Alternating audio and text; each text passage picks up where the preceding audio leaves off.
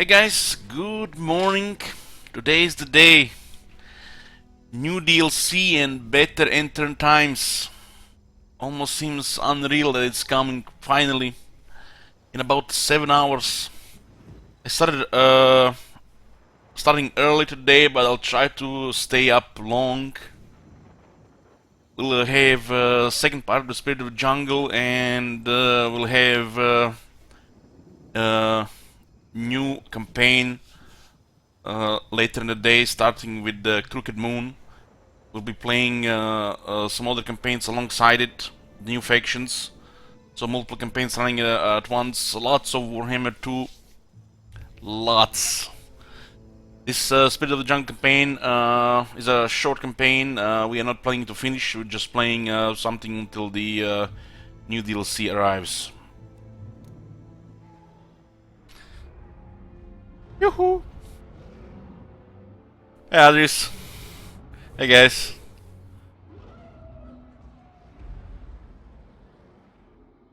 Patch day, yes.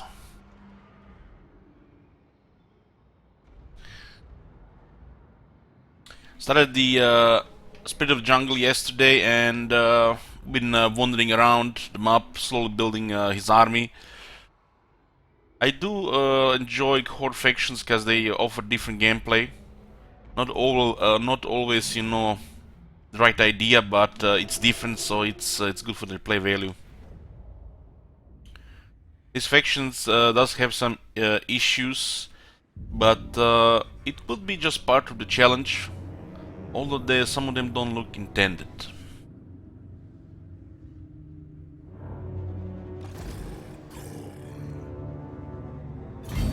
Okay, Nakai starts over here in Albion. We've been pretty much wandering through Bretonia at the Loren around. We only had one surprise so far, attacked by the Carcassonne. Other than that, it's been pretty smooth. Pretty smooth. The goal is to, you know, wander around. Usual Horde needs to get their power level increased, so they can do more stuff instead of just risking. Because every move you do with Horde, traveling around enemy territories, potential enemy territories, you never know who's gonna attack you because you're trespassing. Could be your last.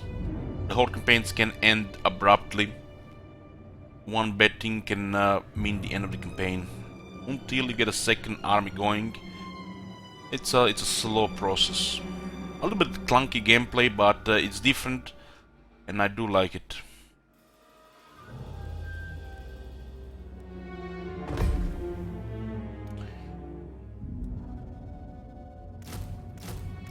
Let's get more Kroxigors. We'll be swimming Kroxigors while we're unlocking the Hunt Leader units. Until we unlock the Hunt Leader units, and then we'll switch to a little bit more dinosaurs. Bundle the Kroxigors, since our whole army we are focusing on strong Kroxigors. Krogar gives them more melee defense. We went with Battle Skill for the attack and defense. He gives them also Frenzy. They'll get also some other stuff. It's just, you know, pretty simple, you know, synergies and simple composition, playing like a shock army, and we have to use units that fit. So units that can keep up with Kroxigors or faster, which means the Saurus are out of the question. Too slow. Ideally, we would like to get Blessed Kroxigors and the Boxigors, but they are far in the Itzel here. The special thing about the Blessed Kroxigors, they do get more health and they have more charge, so better suited for this type of army. The Kroxigor is more like defensive units, hold the ground, you know, be part of the battle line. You know, in similar way the Saurus are, except this is just a monster version. You can see that by their average charge for this type of unit. You can see they have more defense than attack as well. Built over time too. So it's more a defensive unit than a real shock unit. But since it's faster, it's bulky, it could be used for shock as well. This one is a little bit more shock unit than the regular Kroxigors. But they're built more to last than to actually stomp everything. Well, they can still do some stomping. The Blessed Kroxigor version is more of a stompy kind.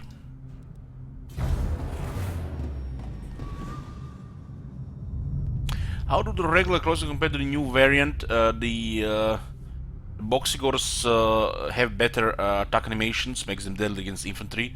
They have more damage, more attack, which means also more versatile against other units, large units, not just infantry. They have less magic attacks, they have magic attacks too, and more health. Overall, it's definitely a better unit.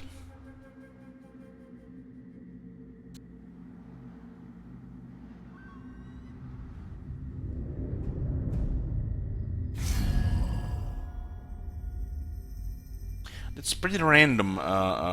This pretty random. He only has 2 enemies. But for Durtu, you know, he hates everybody, so, you know, doesn't matter if he random declares war. Yoo-hoo! 8700K, that's a very good CPU.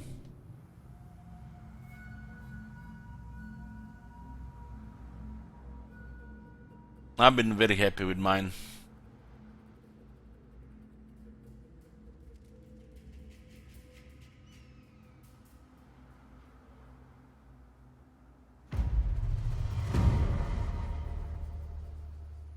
I used to stream for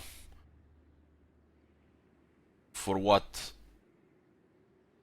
Quite some time with the i5 3570K. It was a mind-blowing change when I switched to the 8700K i7.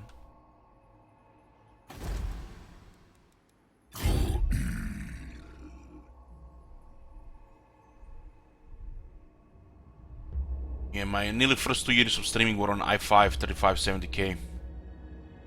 The PC was not really built for streaming, but we managed to set the settings on the game and the stream settings to, you know, make it watchable.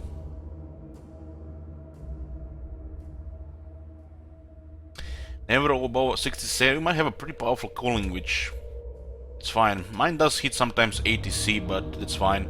This CPU runs hot.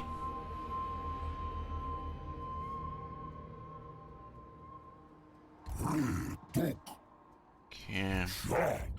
Let's get more reduction here. More upkeep and more upkeep reduction, more replenishment.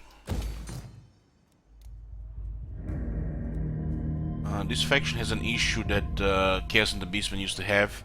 They have 2 types of replenishment. They have a type of replenishment inside the allied and own territory, which is buffed by stuff like Witchfinder General, buffed like stuff like Replenish Troops, various other source replenishment, and then there is the second type of replenishment, which is Horde replenishment, but developers have forgot to apply the bonuses to the second type of replenishment as well, which means they have a replenishment from 2016 instead of 2019. It is probably unintentional, just an oversight, but it makes things like replenishment single entities quite tedious outside allied territory. So getting healing items is critical for the enjoyment. It just adds to the difficulty of the campaign, the randomness. You know, it's manageable, but the system is, you know, outdated, and they definitely introduced a new system, but they did not put it with this faction. So what does this mean? This means you get 2% replenishment here, and it will buff both types of replenishment, but this is a unique type of replenishment, it's Horde replenishment, and only 2% works outside allied owned territory, and all the modifiers to replenishment you have will not apply to it. Also, this means post replenishment also becomes quite an issue, where the Kroxigors replenish their numbers while Nakai gets slowly diminished every single battle, like he's some kinda I don't know, half Kroxigor. Not even a Legendary Lord or a Kroxigor. Just makes him look bad. It's just one of the big issues with this faction. It's probably gonna get fixed. They did fix it with the Beastman and the Chaos after 2 years, so it's gonna get fixed eventually.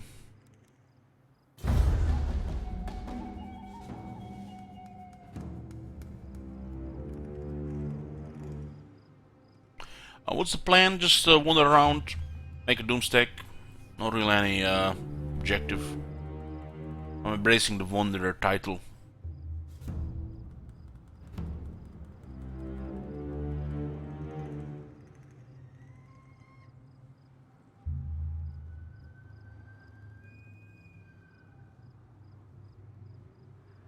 It's a little bit worrying thing that the recent powerful CPUs don't come with their own cooler.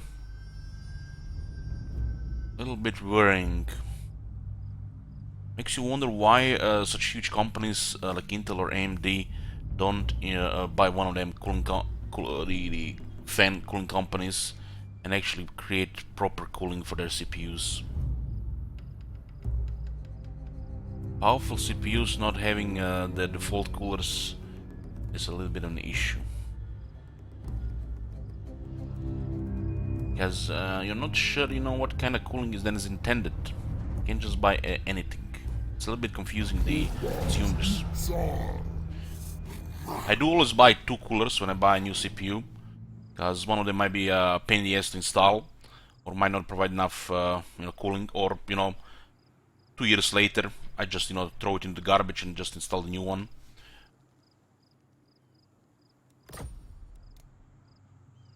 If it's a quality cooler, I do clean it and then I just put it back, but usually I just install a new one.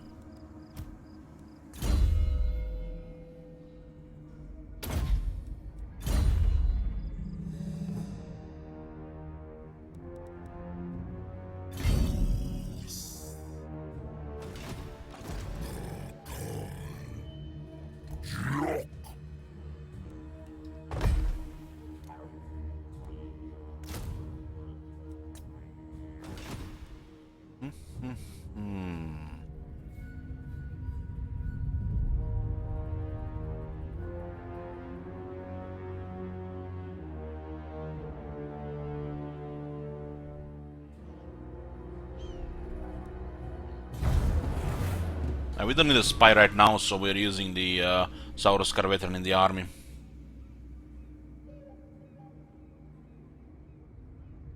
Waiting for response.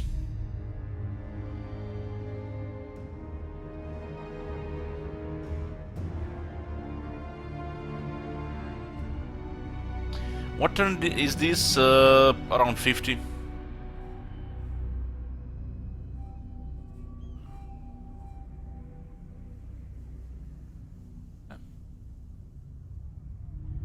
The greenskins are quite potent right now, so we have to stay out Badlands until we can handle numbers.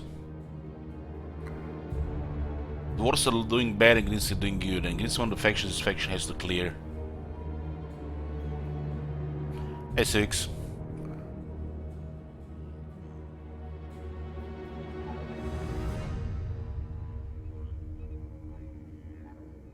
When is DLC out? 4 PM Central European Time.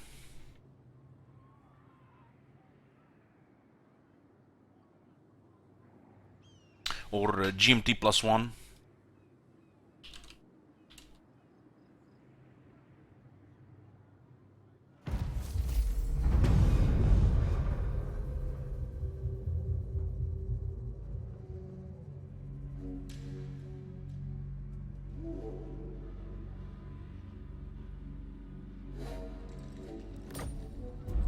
Protector of the realm. Only the Grail companions of old could hope to best me, yet you would try. You can avoid their allies here for a moment, right? Reptile thing, show me Warpstone to Krieger. It really won't help against Tegan Errantry, you know?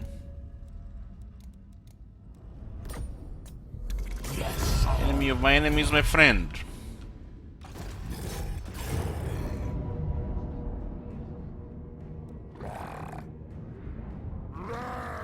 Knights of the El Realm, 1 Knight Errant, there's a 1 Field Trebuchet. You have 2 Lords and 1 Paladin.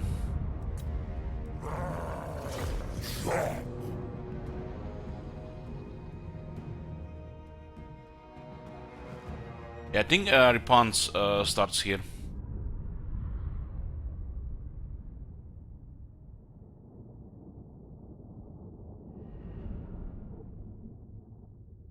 I used to care more about the lore interactions between the factions, but you know, chat got triggered a couple of times over it, so I just dropped it. You know, I embrace the Total War system, and Warhammer lore comes second. But I still do stick to it with some factions and sometimes.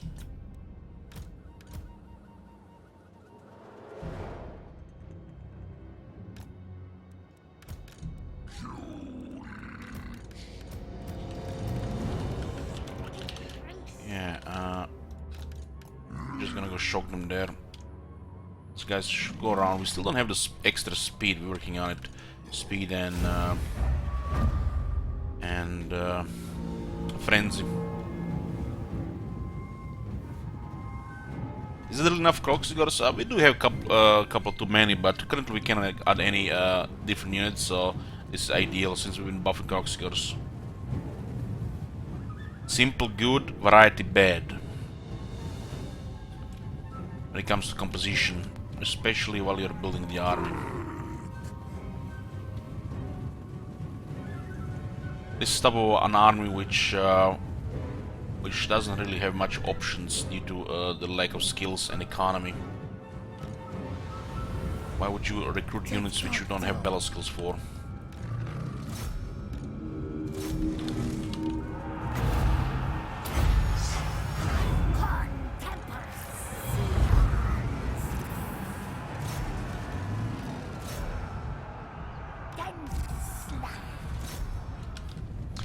Interesting position they are having here. They're just next to the city, but I don't see city anymore. They're selling out from the sea.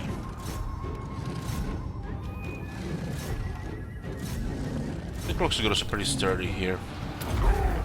Oh, we don't have to babysit that much.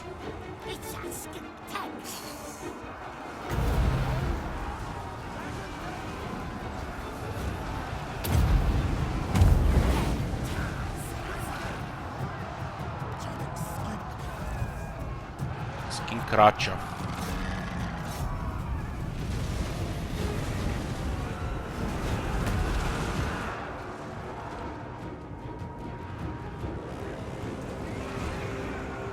It's Knights of the Realm. Knights of the Realm actually will kill that unit. They do have the charge, which is too much for the Kroxigor. Since they're rank 7, they do have the edge. But no biggie, we can just get a new one. We might route them before they route us, army loss wide. They do have 2 peasant mounted archers. Ooh, actually, they just messed up. They tried to cycle, but they went into the bad spot. Never mind. If they can't recharge, they lose. They tried to disengage and lost half the unit. Which means we do have a pretty good attack on the Kroxigors right now.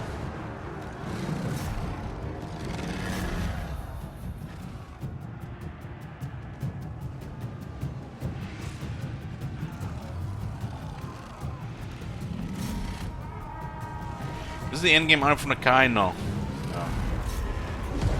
It's work in progress.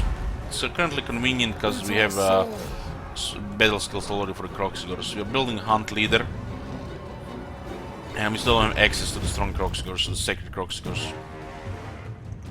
No, I don't like how this unit is Kroxigors and this unit is sacred Kroxigor without an S. It's like consistency lacking, right? It's not just me, right? Or maybe both are fine.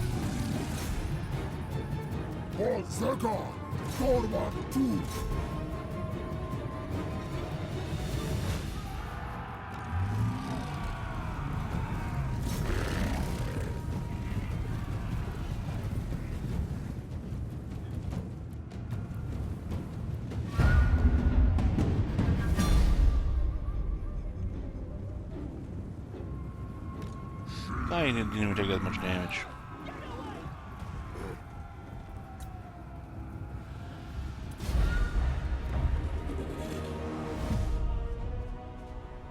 Minimal casualties. You can see a pretty stumpy army. Happy with the melee defense, we just need a frenzy. The additional 8 attack is gonna make all the difference. This is a decisive victory. Almost heroic. I know victory results by heart. The game doesn't know it.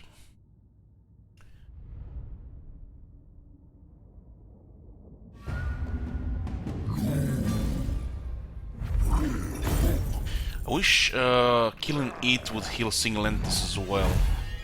I do want them to fix this. Because the fact this units heal at the end of the battle and this unit don't, and then they replenish their numbers as well, will this one just stay the same health? It's just wrong.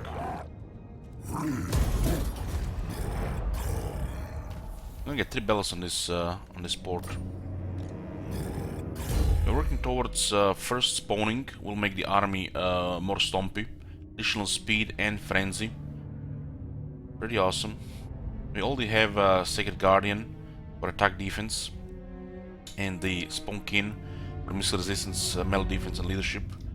Currently, the Kroxigors have 52 melee defense, 3 buffs for defense, 5 from Nakai, 8 from basic battle skill, and 5 from the... It's actually 18 defense buff, and we are at 30 missile resistance. We can still get another 5% missile resistance.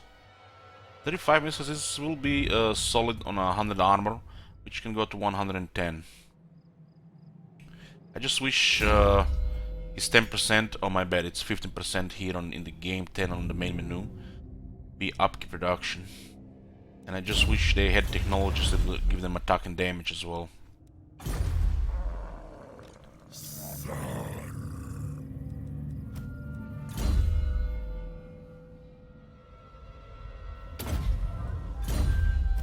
Chain lighting might be pretty good to get.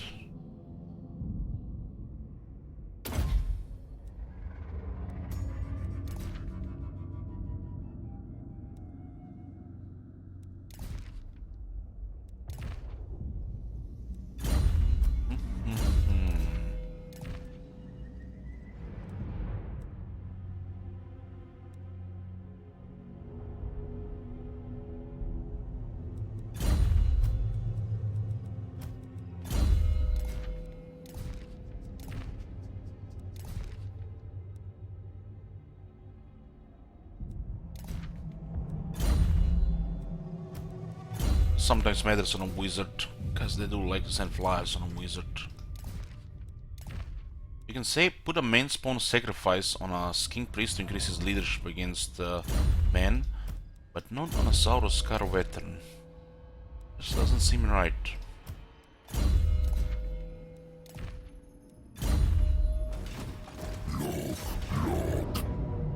Auto-resolve is horrible here. But we create an ally here, so it's acceptable. Which means the replenishment will be kept.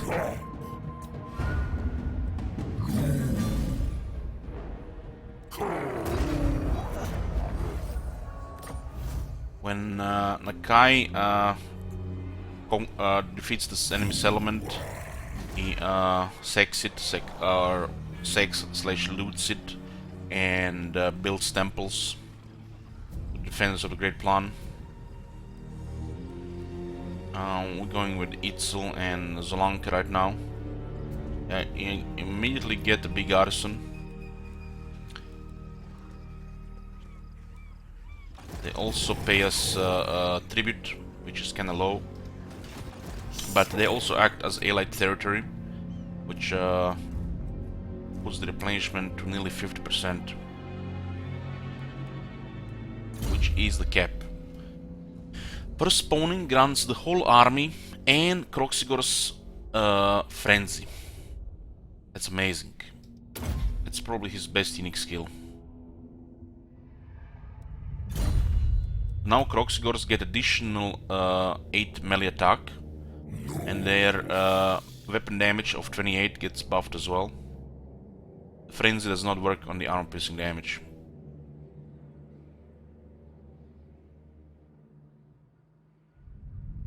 But getting Frenzy and more speed on Kroxigor is amazing for this type of army. 51 speed on Kroxigors. And now they get 52 attack. Sacred Blessed Kroxigors do get really good with this guy. The regular Kroxigor is just above average.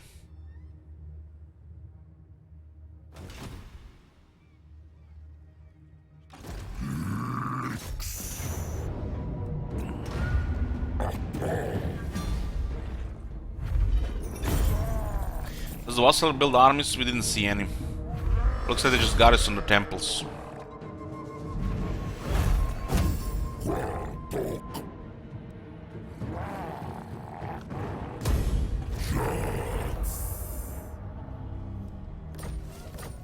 Put this unit to 142 weapon strength now.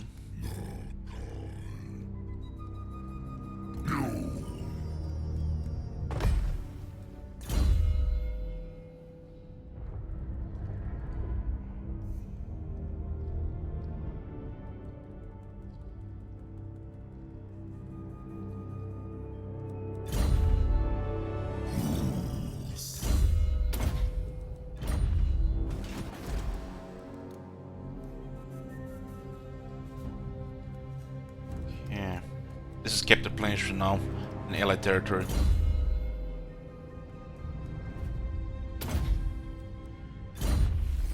Get a mount there, so he's not too slow, so he can keep up with the army. Oh, good. What do we have here? We have the most important buildings to tier 5. The ziggurat and the monuments are the two most important buildings in the army. Is granting growth, recruitment capacity, upkeep reduction, and movement range. This one granting upkeep reduction and casualty replenishment rate. The third most important building is probably Slan. Probably Slan. Or whatever unit you wish to recruit to go with Kroxigors. To get the Sacred Kroxigors, we do have to get the Chosen Spawning Chamber. Their upkeep is 260 versus 208. And there seems to be almost the same power level as the Blessed Kroxigors. They do have a slightly different attack animations. More offensive versus Kroxigors more defensive attack animations. How much shekels we have? 9,000. I wish this actually would increase some post-battle loot, reduce upkeeps, but it's put it so basic, so raw, like almost like rushed. For a horde faction, this doesn't make much sense, but it is what it is. Extremely expensive, so I have to ignore it right now. We'll get the Blessed Kroxigors, Sacred Kroxigors first.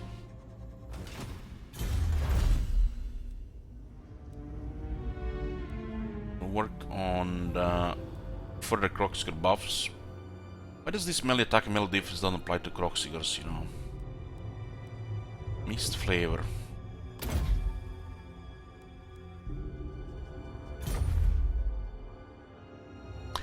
Sacred Kroxigors is just better Kroxigors red.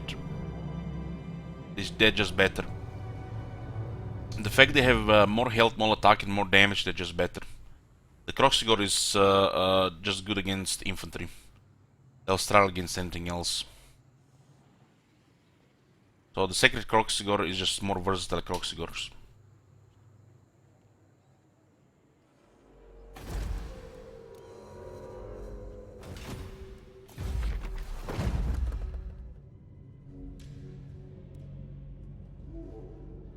This might be the worst, one of the worst rights I've seen in the game.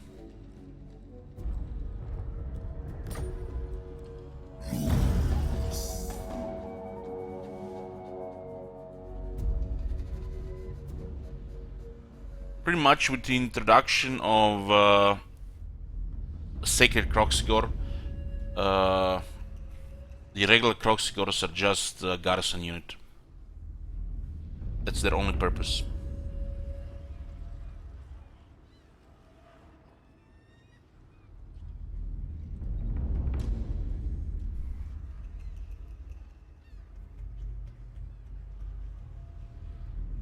You do unlock the regular Kroxigors with this faction sooner, since the core building.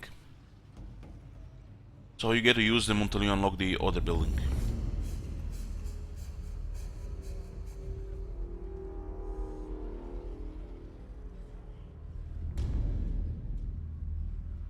Yeah, they're only good against infantry, and every other unit with the pretty much most of the Lizardman units are strong against infantry, so it doesn't matter.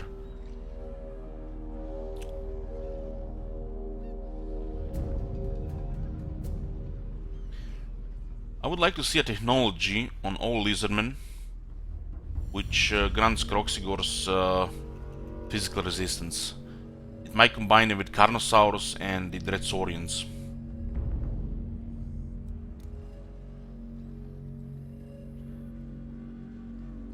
We circumvent the Tighan's Errantry Alliance, and the Knights of the Flame try to indirectly attack us. What the hell is this? What the hell are these events for this faction? They're absolutely horrible. Lord Croak, Rite of Awakening.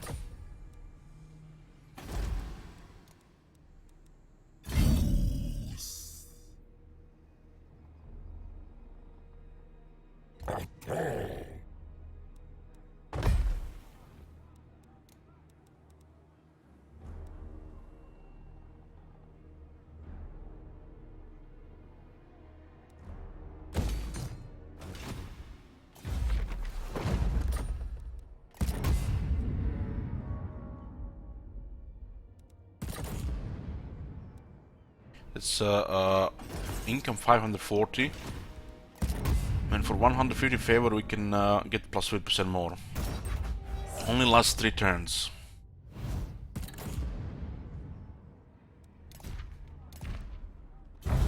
The absolutely horrid economy of this faction makes it actually exciting to manage, you know, little coins on the table and not full rooms of gold like the usual factions.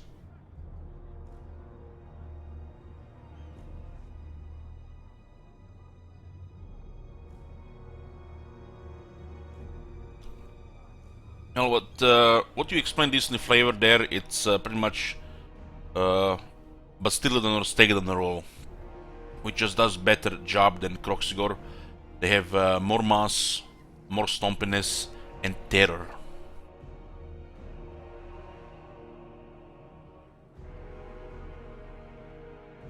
And that unit will also go better through your other units which are performing the job you said.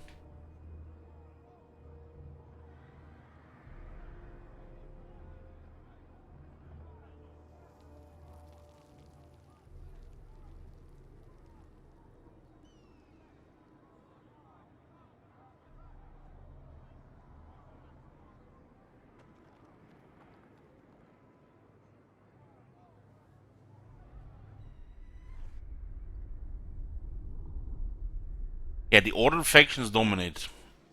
That's been obvious. The Empire is confederating too fast. Their technologies against other factions are super overpowered, and the introduction of the extra experience has made any factions with good range on top. It's, you know, just how it is. There is controlability. There is, for this faction there is. But we're talking in general sense of the Lizardmen roles in battle, not just specific to this faction.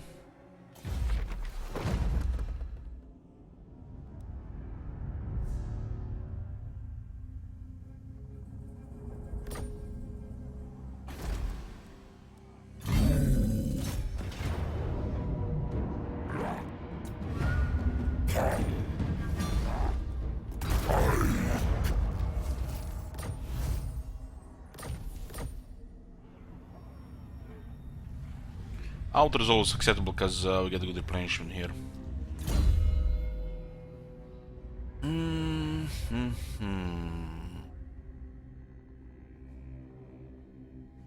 It's time to get the campaign skills.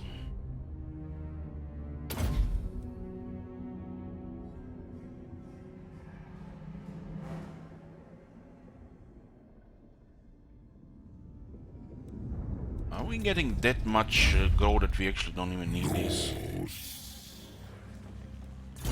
That's actually fine.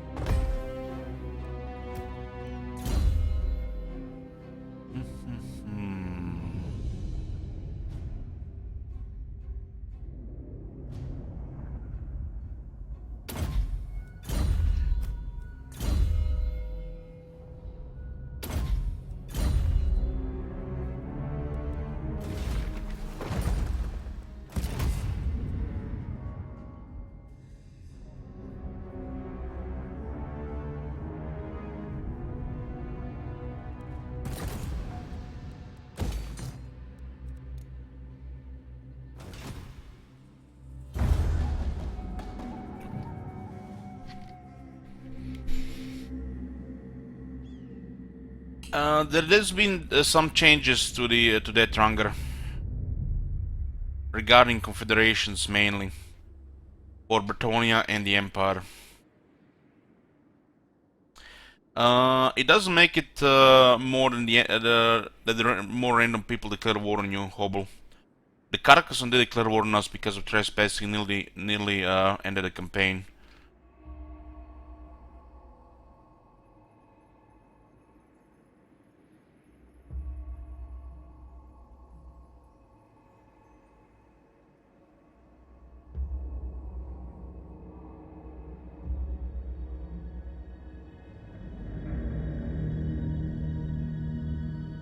Well, right now the greenskins are dominating in this campaign.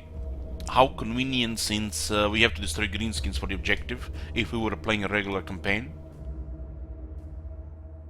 We'll see if they actually manage to survive. Yeah, it's just a random chance, Rat. It's just a random, you know. There is no guarantees. Everything is a chance. You can just influence it by, you know, doing certain things, especially diplomacy related.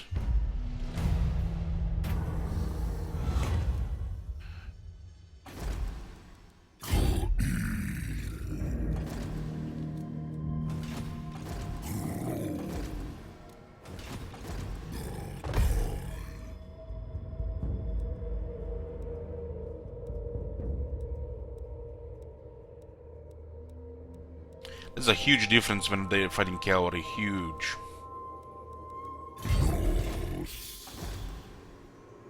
You dishonor me.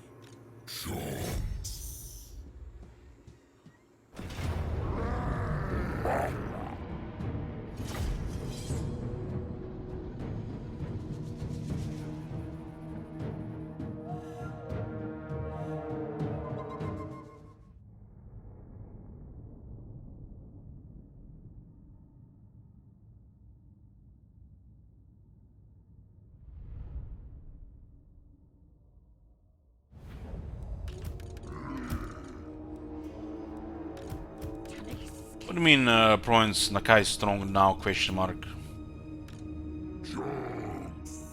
Not sure what that's supposed to mean.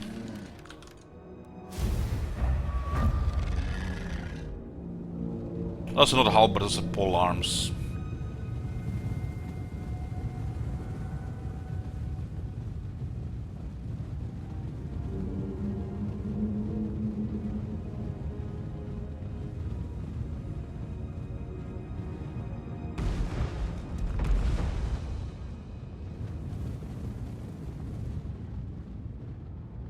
Holy shit, that was a nice direct hit, but they're gonna get up. It just takes them forever. This is gonna be changing the page, they're gonna get up much faster.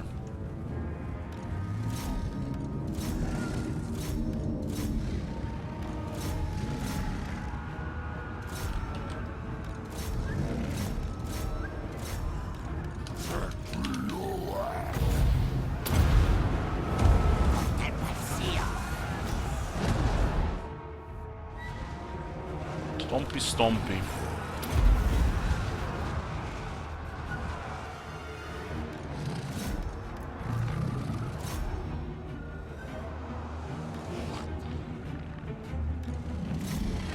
We're not playing multiplayer here, this is a campaign. The costs are irrelevant in the campaign.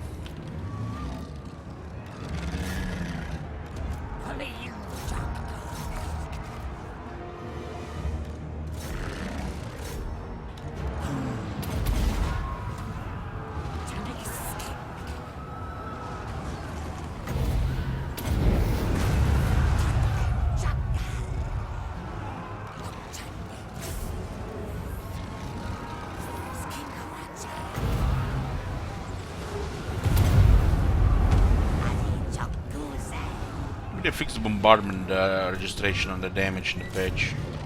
Sorry guys, missed that comment. But they devastated 2 units, as you can see there. Best uses against pinned units because the cost is way too long.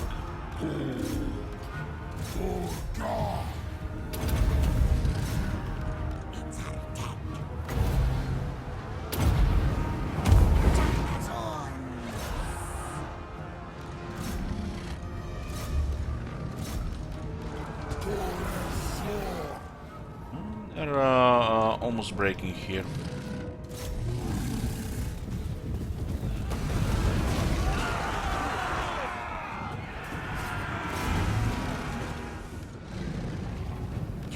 Love how among the whole army, the artillery has the highest leadership.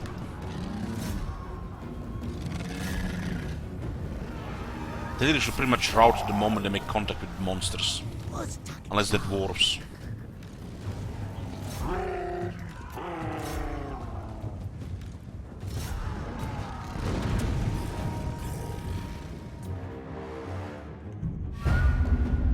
Good Stompy here, good Stompy. Taking quite a bit of damage on our Saurus Scar veteran. He was fighting under large unit. Cold One gets surrounded and taken down pretty fast. They are really easy to hit in melee.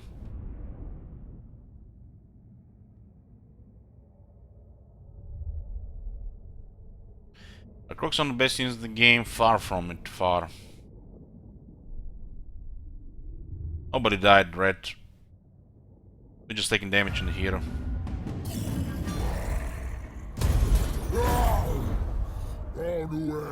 As you can see, nobody died.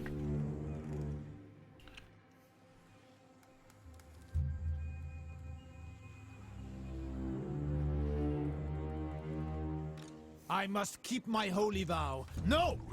Will not go low vigor here. We'll encamp here. We don't get bonus for an encamp except immune to attrition and extra replenishment. But marching towards them would deplete our vigor, which would take away more damage.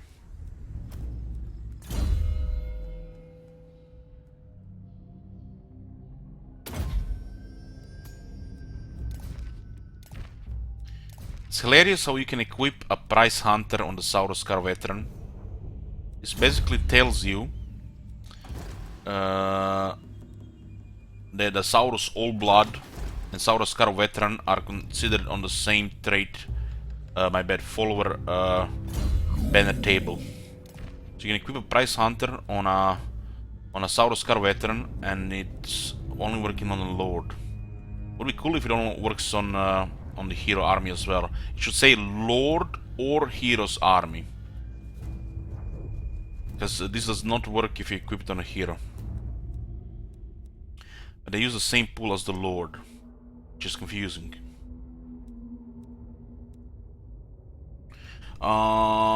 Tricking are, if you use Tricking, they're gonna be 9-killable. All the Kroxigors are far from it. Kroxigors will do more damage, but can't even compare these two units. Kroxigors can be compared to trolls. Instead of having regeneration and high damage, they have armor and more leadership.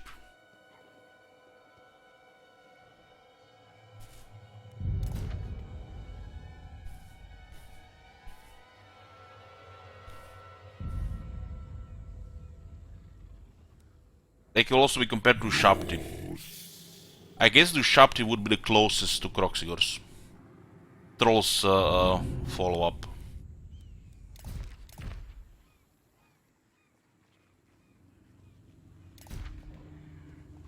The armored trolls are better than Kroxigors.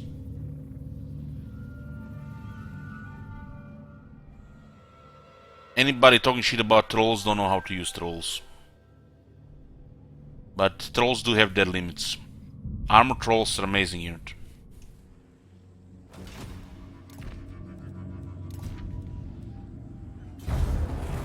Forgot to ask the money again. Start Sigvald and armored trolls in his army are amazing. Especially once they get ranks.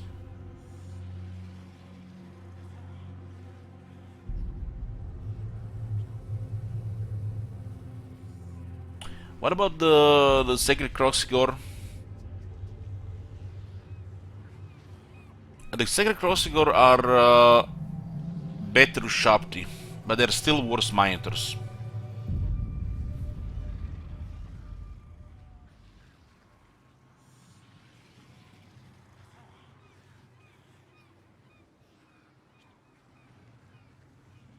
Still weaker than the armored trolls though.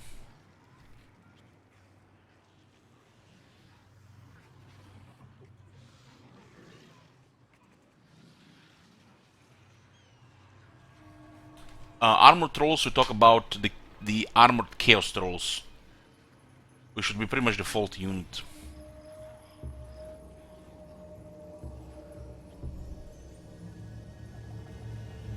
How do Femur compare? Femur is stronger than both the Shapti and the Kroxigors. They're not only they do much damage, but also tankier. They have access to powerful Norska buffs. Dang, guys, Christmas is early here. Look at this battle.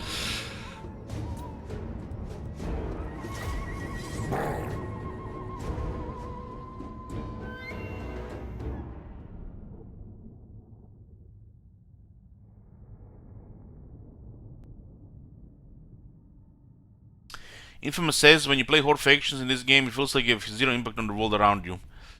That is definitely true. Almost zero. And that is what is wrong with the Horde factions. Especially Chaos. Especially Chaos. We can go a defensive formation against this. So we don't spread all around.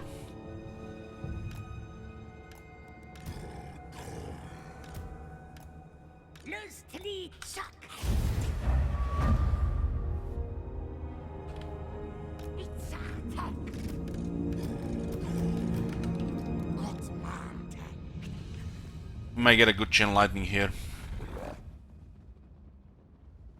The Crocs will get experience super fast, so doesn't matter if we use magic to get kills.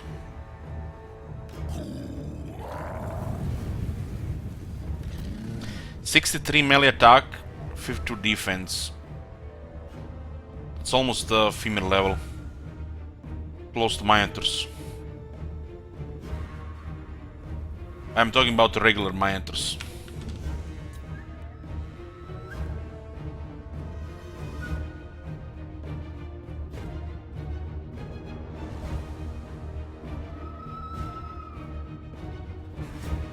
How to move like this, you select them all and drag them with Alt left mouse button.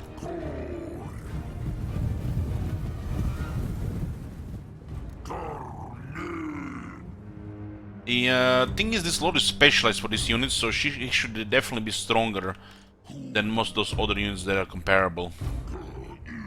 And these units only match some of these units, which makes it a little bit sad.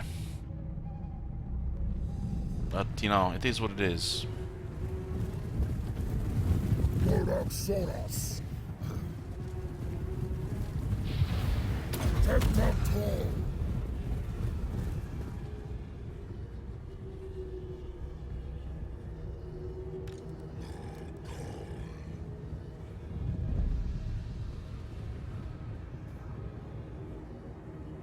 New Lord is a peasant specialist. Nobody's gonna play with peasants. Even people who are new to Bretonia will manage to get a full knight army and realize, you know, how bad the peasants are, even when that new lord.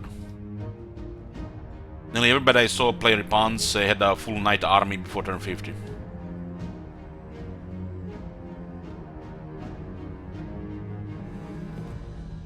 Peasants are for multiplayer and for the garrisons.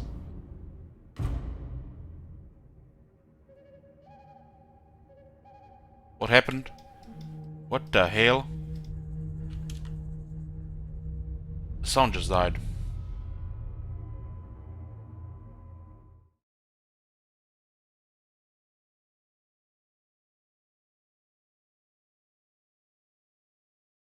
Well, for multiplayer, because you cannot afford to get a full cavalry army, and it's not smart to get a full cavalry army for Bretonia in multiplayer. You need a combination of the troops, you need anvils for your hammers, and you can't just spam elite units in multiplayer. You need to be a balanced composition that makes sense.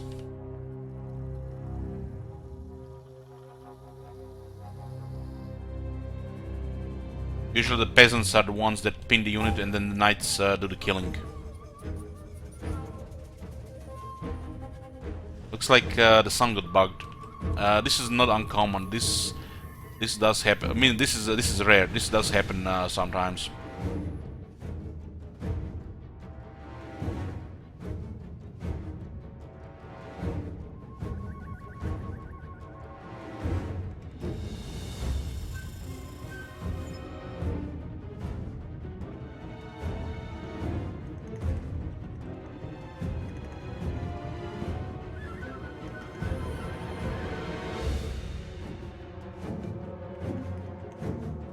If we get denied here with a bug, can't even have sound here.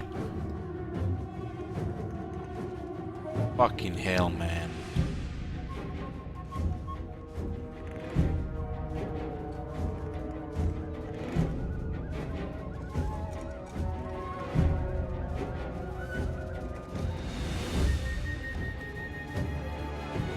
That was a bad chain lightning.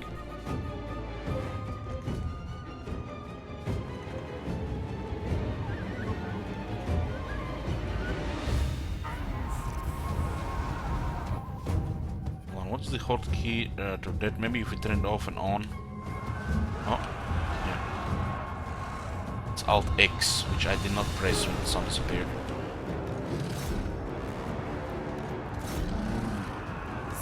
Okay, sound is back.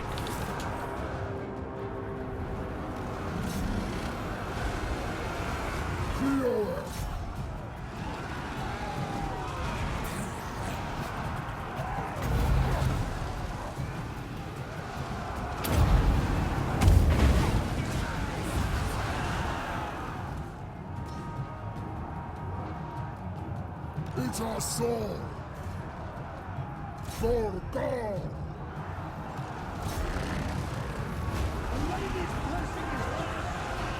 Yeah, foot squatters are peasants that have absolutely horrid melee defense, makes them unusable. Especially in the current state of the game where the AI gets veteran units in under 25 turns. I actually had a high elf spearman kill foot squatters. Tier 1 against tier 4.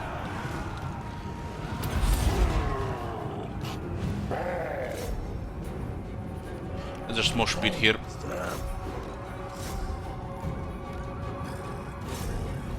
We have a buff here, and we can use another one as well. They have no range, so more speed is ideal here.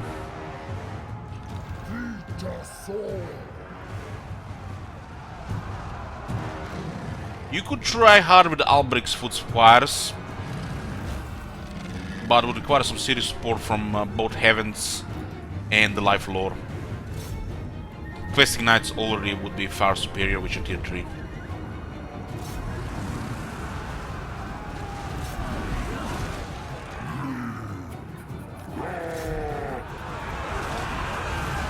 I like mosh pitting a horde of monsters.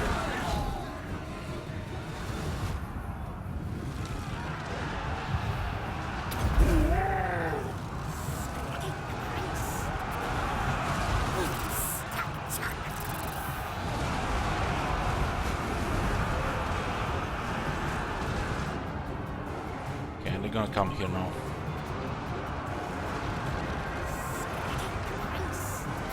Tensor!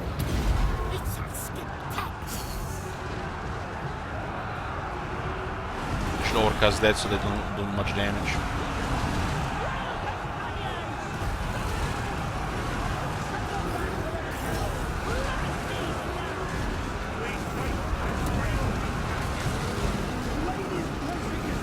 There's command next, what we're playing next. As Gulldog saying.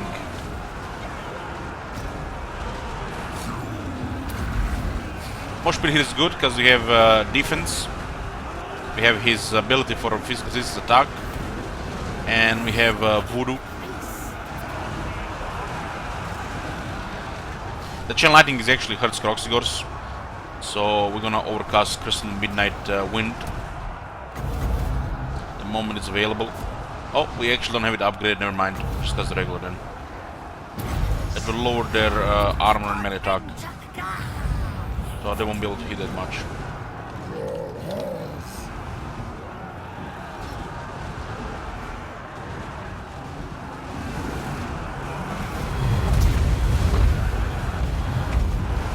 Truly an enjoyable battle.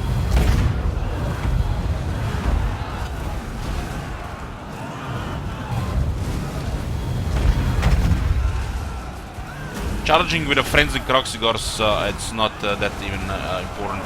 The charge buff is pretty weak considering most infantry. So we can keep a defensive position. Since we benefit from the AoE buffs.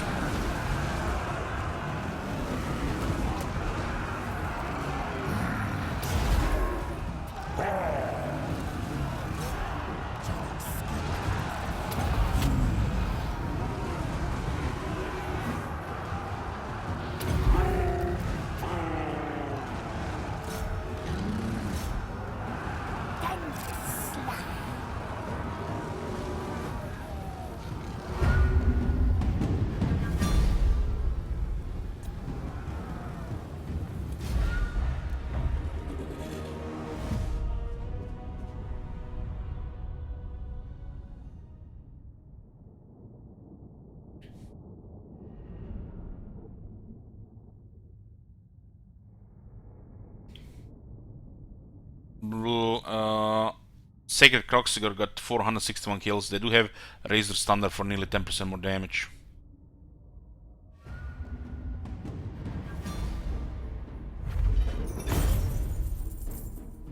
We're starting with the Crooked Moon campaign, a very long Crooked Moon campaign, but other campaigns will be played alongside it during the course of the Crooked Moon campaign. Starting with the new factions, which will play mostly for the early game until we reach critical mass, maybe even victory condition if I like them enough. Otherwise, just early game critical mass. So you guys don't have to wait a long time for a new faction or request or when people request them.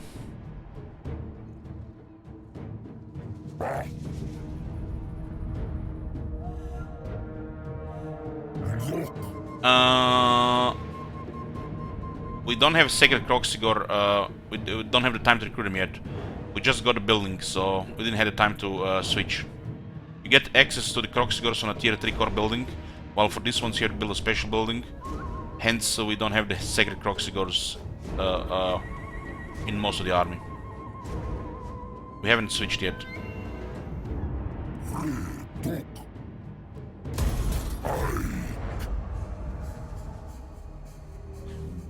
The core building on tier 3 allows Kroxigors, while to get Sacred Kroxigor, Sacred Kroxigor, that's actually a pretty good buff. You get Kroxigors here, which you get early, but you can only afford this one early, which unlocks the Sacred Kroxigors, which are just better Kroxigors.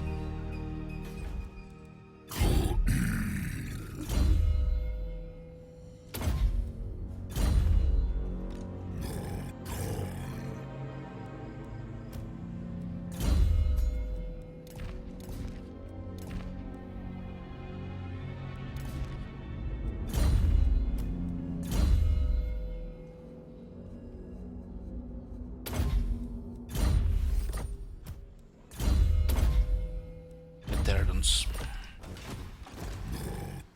I can be able to keep up with the army now.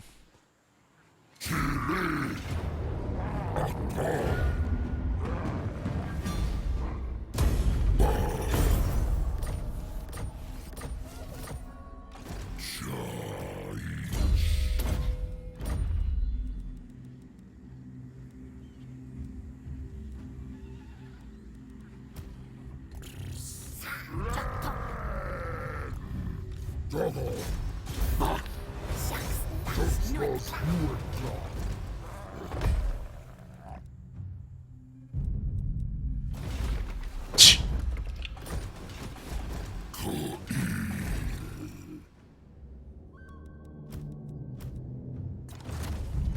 Couple number is in range.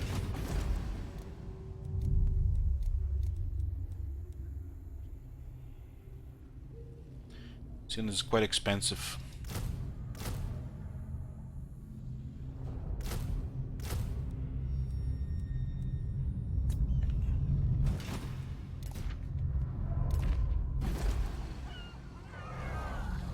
I just it's their importance in the army. So the way I prefer it, fighters and replenishment first, then the wizard scouting next, and the units which are not really part of the army full time last. So King Chief has this place in the army, the most important role, followed by the King Priest. And the Saurus veterans is not really a good campaign, the good army hero. He's currently in the army because we don't need scout, but he can just you know, go scout if we need to, if we don't need him in the army. He's not important to keep in the army, but right now it's we don't need him outside the army. It's just the preferred way, the order of the unit cards. Dakwetatsu, Sahwini.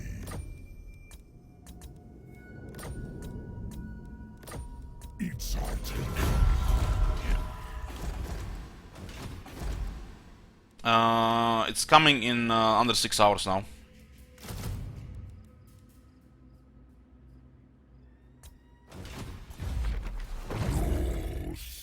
This is irrelevant. They get experience pretty fast. This is a really bad right. 5 turns just to damage and armor. Sometimes, maybe for the quest battle. For the quest battle is good. That's it. Only time you use this for the quest battle. Or if you think you really need it for another battle. What a horrible building.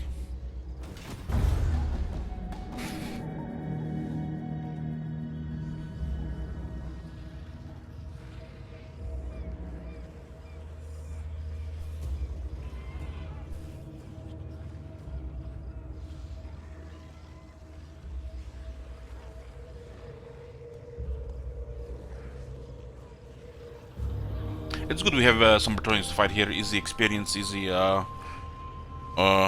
loot, money, items. Will I be playing UPO League with patch 3.9? No. I said I'm not gonna be playing Path of Exile ever again unless I have a secure financial future. If I ever achieve that, I'll be playing Path of Exile again.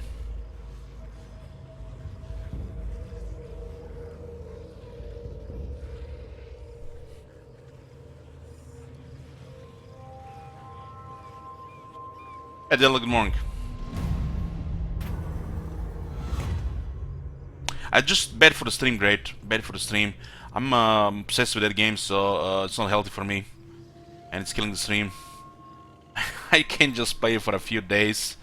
It has to be weeks at a time. And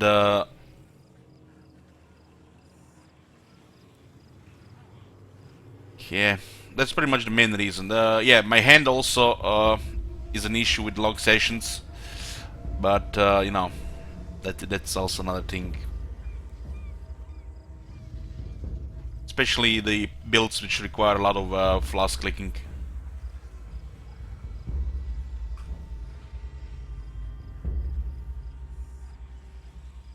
What the hell are these events, man? This is absolutely horrible. The duration is good, but you have to pay money, and it's really irrelevant to the horde for most part. Colonel Council getting charged and attack, pretty nice. Good for the Saurian as well. Attack is quite nice.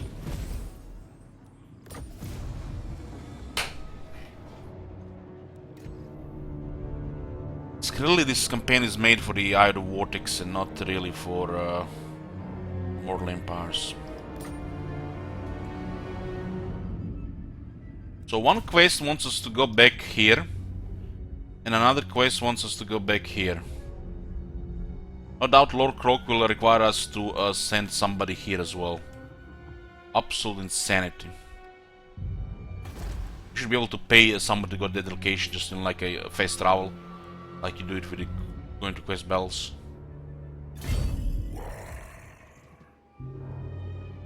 You dishonor me. Absolutely insane.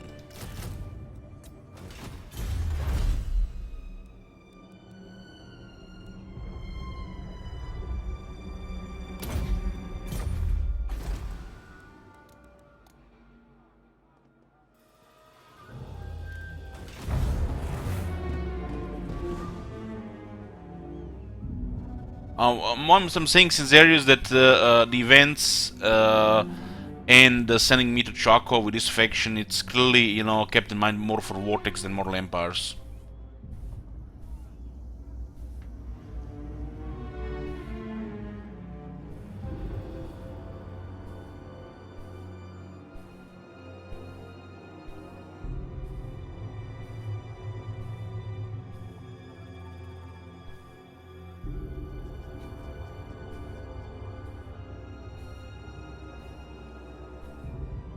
Yoo-hoo.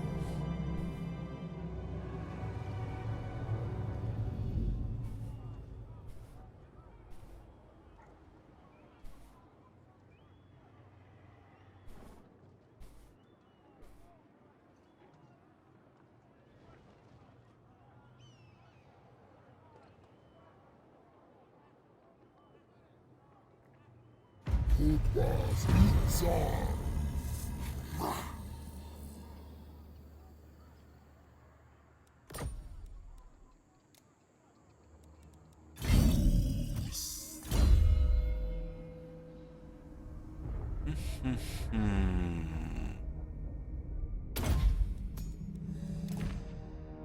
We got this guy for free, that's why I'm using him in the army.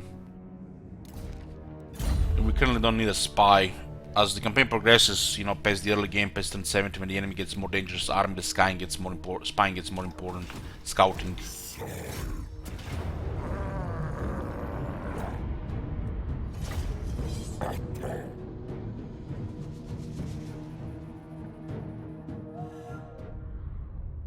Well, the thing is, board, it's not actually that. The Wanderer should travel wherever he wants, and there should be a more convenient ways to finish quests. Not just forcing you to go always to the same locations every campaign.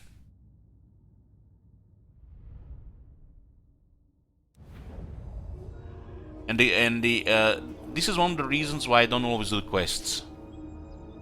And this is also one of the reasons why some of the quest battles should be dropped, and the item should be acquired by, you know, some of the Legend Lords should be starting with items in the first place. Also will make it convenient for developer, and maybe acquired through different means. These quest battles are not worth it. It feels, you know, very forced and tedious, especially as you replay the campaigns. I'm not really right now. There should be an option to, you know, send somebody there, like, you know, pay 1,000 gold, and you send somebody there to, you know, discover the region, and, you know, next turn, you know, you lose the side of the region. Like, send you fast travel to quest to battle. You know the reason they introduced fast travel to the quest battles? Because people, you know, just didn't do quest battles. They just didn't do them. And at the first, it was also expensive to travel there, 5,000. People just didn't do them. They didn't see the stats and they changed it. It was just bad. And traveling to the regions to finish quests, and on the campaign that doesn't even make sense to do it, because you know they just copy from the previous campaign. It's just bad.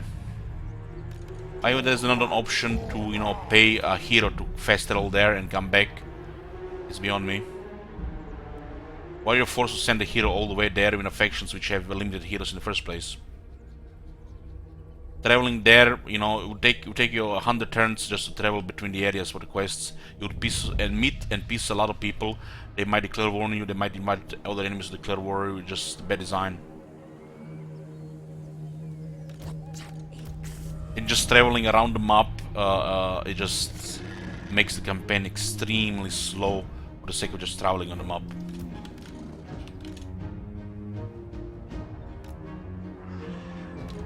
And you don't wanna hear what? Those characters can randomly just get wounded by, you know, just because you're traveling around factions that don't even like you because you just met them. They don't like you by default. So it's just a mess.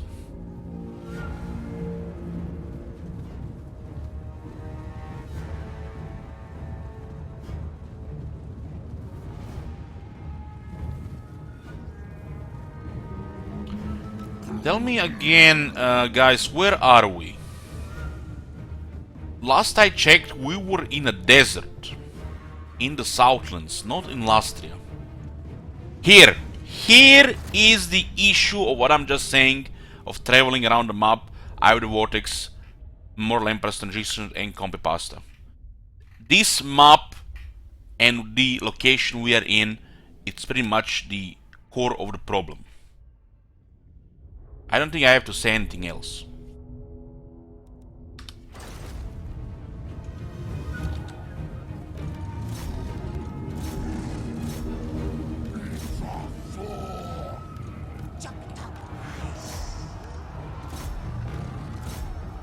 It's not like it's bad for the game, it's just inconvenient, bad quality of life, and it does not make any sense.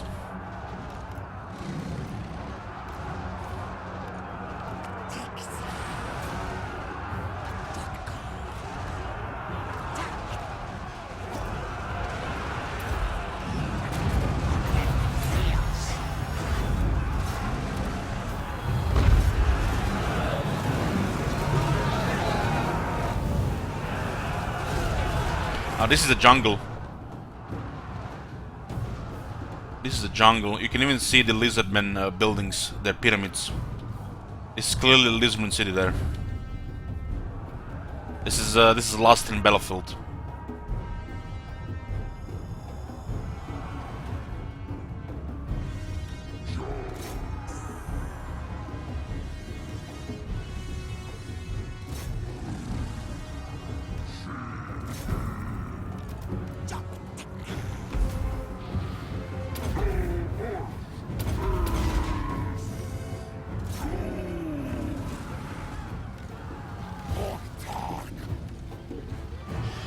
They say how we actually improved turn timer, so they did it like this. They picked up the bowl of spaghetti, they turned it over a table, full table of spaghetti, and then they just made all the spaghetti in one line.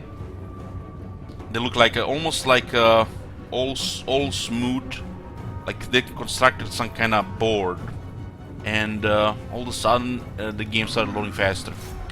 Instead of going through the bowl, through every single spaghetti, over all the spaghetti, on top of another spaghetti and sauce.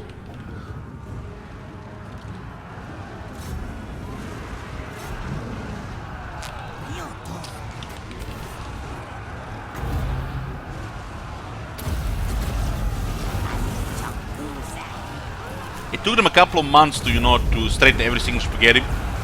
Some of the spaghetti just broke in the process, you know, to spec how the spaghetti are. Especially if they're overcooked.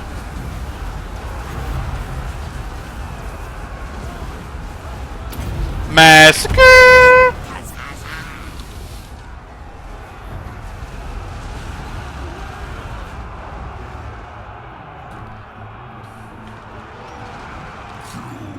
Mosh pitting is preferable with a bunch of monsters like Kroxigor's Minotaurs because of the AoE buffs. especially the enemy lacks range. And even if they have range, you can still provide various buffs.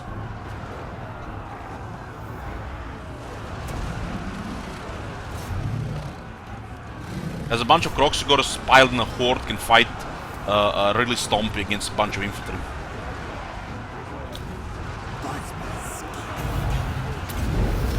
Let's go, Chain Lightning, go left and go right, kill them all. And they just use the Comet. Will not just register kills, but will cause a massacre. My bad, wrong button. Sometimes these icons are they look the same to me. Even after playing this game for thousands of hours, the Comet and the Chain Lightning look the same to me. The Comet Conquistador is powerful, but it does not register the kills, so you can measure dicks. It's pretty bad. The Bombardment has never been fixed regarding registering kills. Bombardment like Drop Rocks, Comet of Cassandora, Searing Doom, the poop from the Red Phoenix.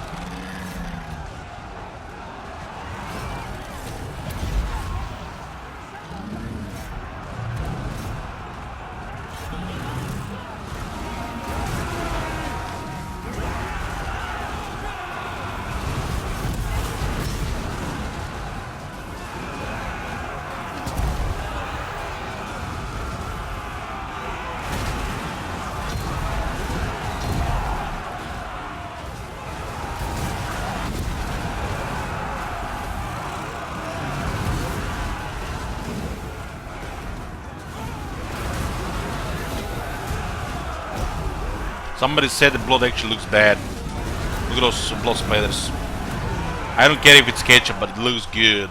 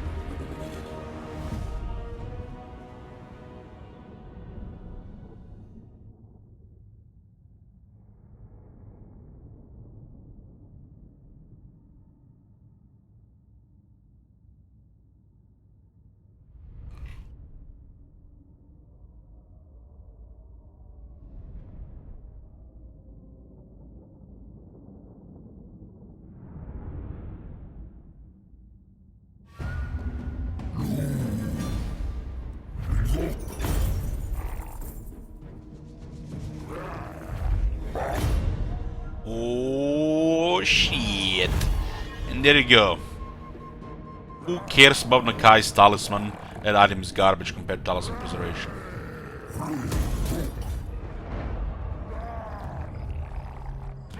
Unique item which you have to travel across the world. An item which you get every day with scripts kappa. Unique item. Unique item.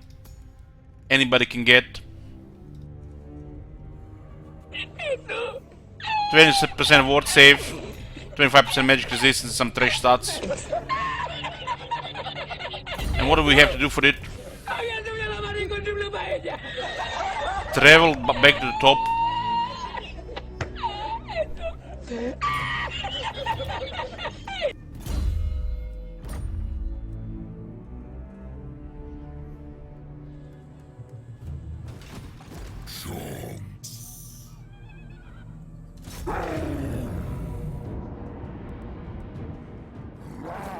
This is not a good auto resolve. A hero could get killed here. I kid you not. Like 2 units. It's a extremely low chance. You know, it might not happen in 100 auto resolves like this, but that one time it happens, you know, people are just gonna be mean in the chat and make clips and use Kekwi. and we're gonna be hearing it for months. I will not allow memes in this channel out of dead heroes. I will not allow it.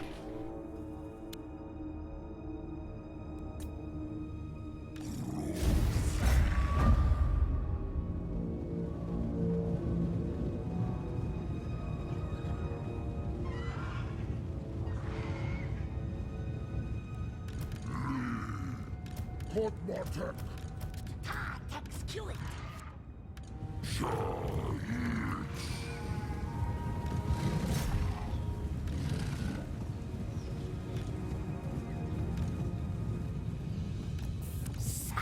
Jot talk.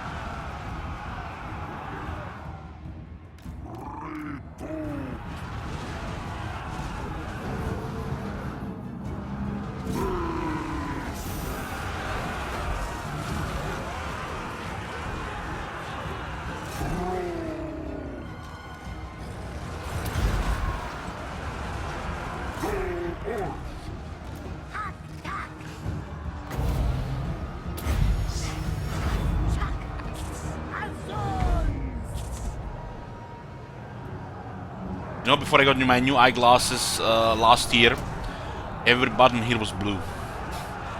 I had to remember the buttons or get my screen closer.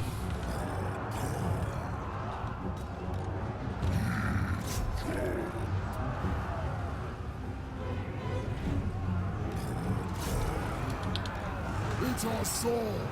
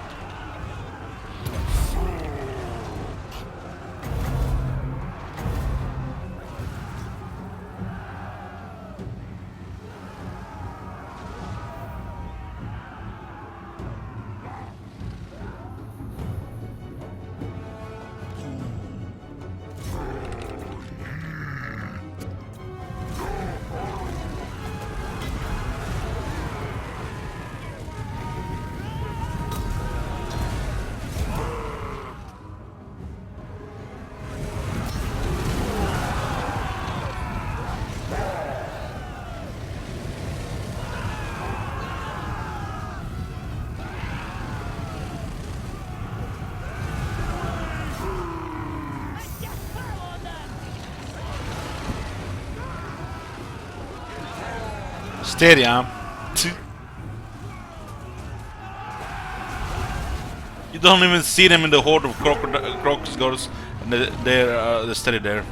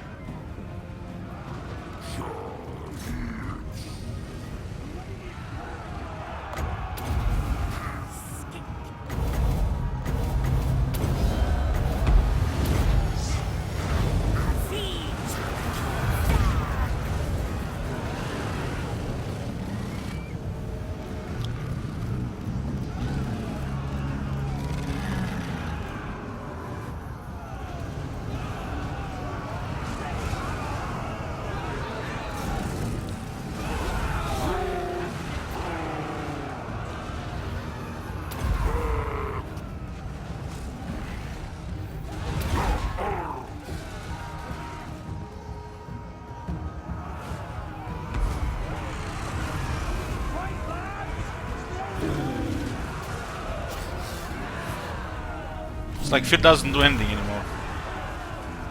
Flood these lands!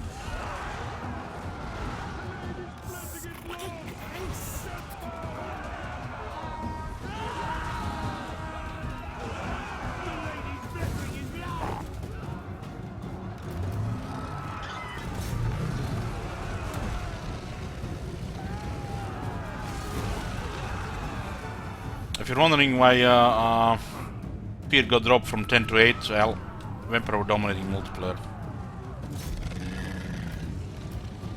Mars, Jock!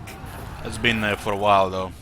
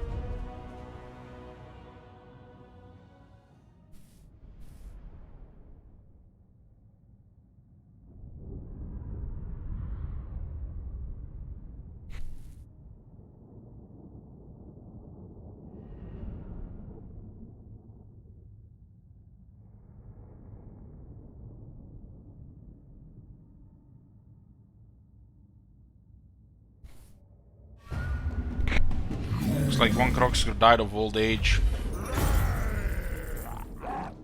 My bad, Sacred Kroxigor.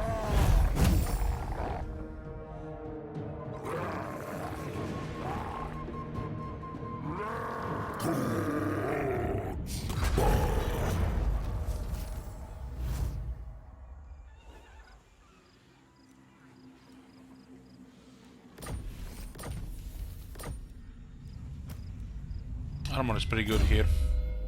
They have really bad armor.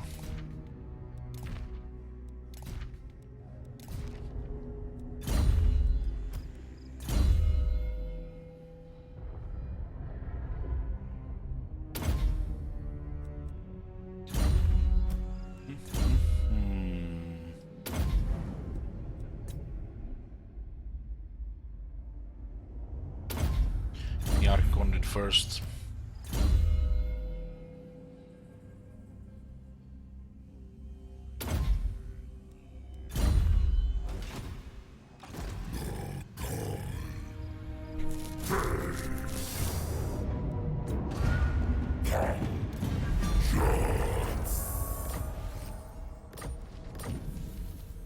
Oh, that's pretty good. 8% more campaign wound range.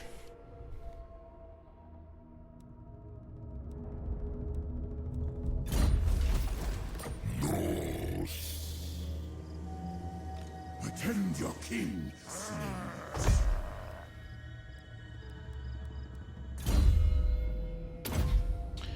Going for Quartermass, Germanic Sustenance and Renown and Feared. Critical to our Doom stack. Especially with this faction.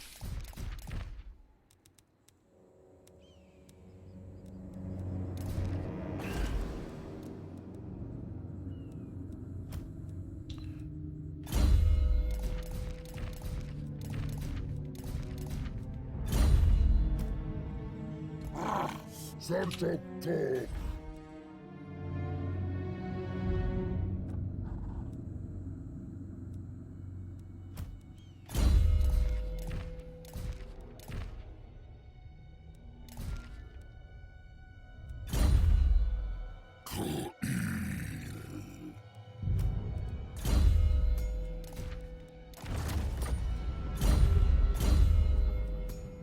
The Sacred Wonder gives him Unbreakable. Looks like a waste of a skill point. Should have added something else on top of it.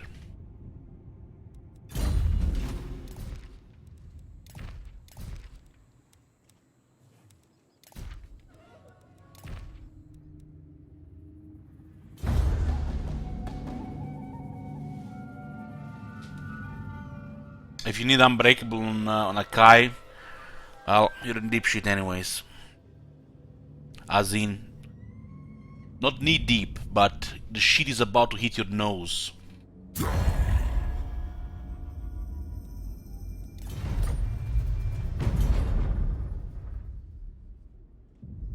Should be Unbreakable, Frenzy, and maybe Physical Resist. 3 of his unique skills are pretty lacking, but the one that gives Frenzy and Speed for the Croxigors is very good.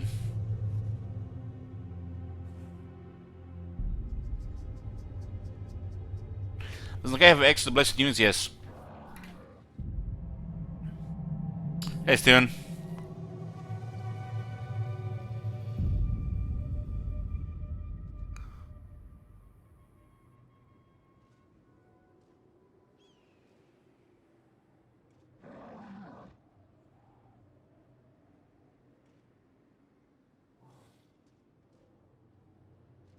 Hey Gatama. Try to build from bottom up here. Tsar.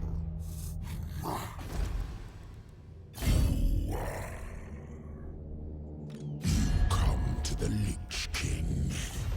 I rule. You have the attention of the imperishable.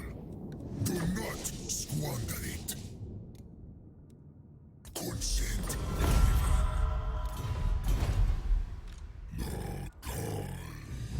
Consent.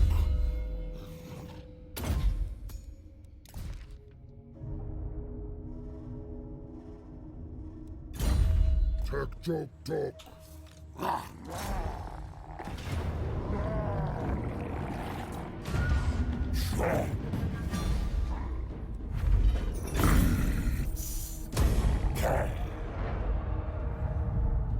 We only have like 3 armies down here.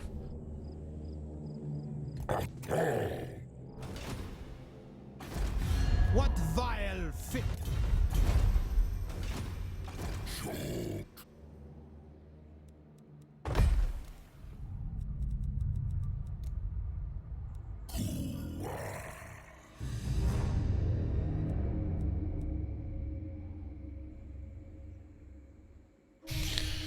That shit is so expensive and doesn't do shit!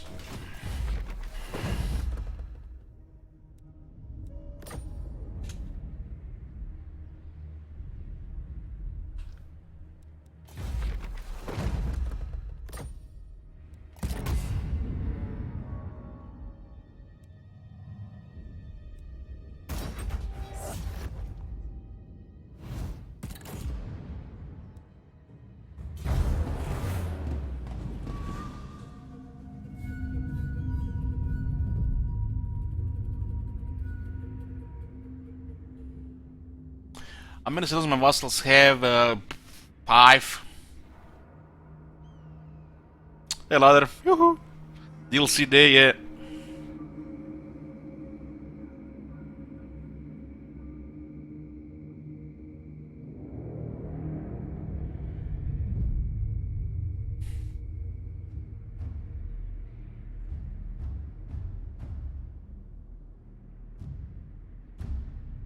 As defenders of the law, Great Plan lost in its elements, yet yes, 2 of them.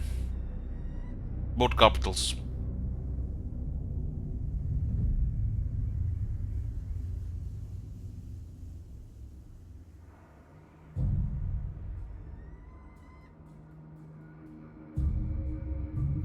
Would be pretty cool if you actually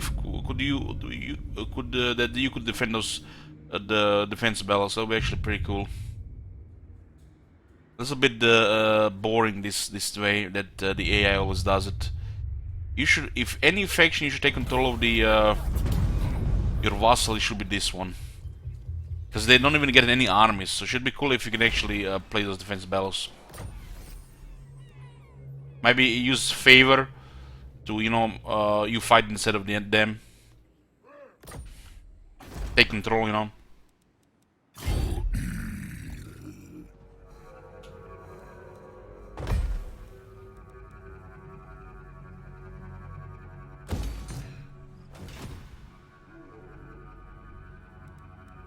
Is our sword. Chakwa. Talk, talk. Fucking hell, Chakwa.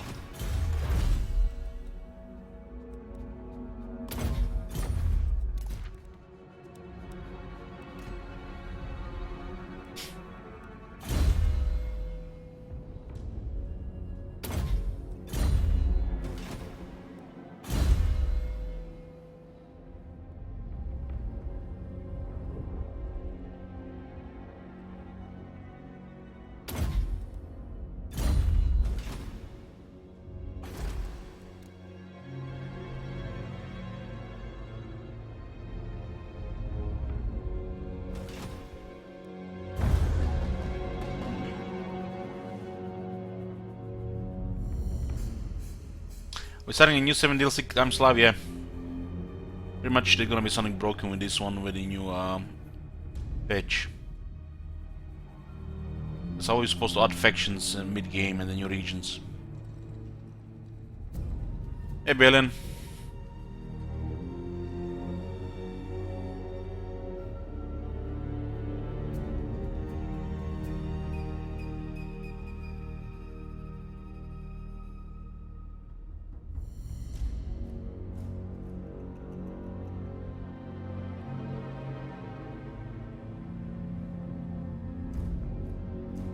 Sure, if you've seen, guys, Berg Black is currently streaming. I checked a bit before I started the stream. He's playing Clan Ashen. And Empire is so huge they even have Hammery.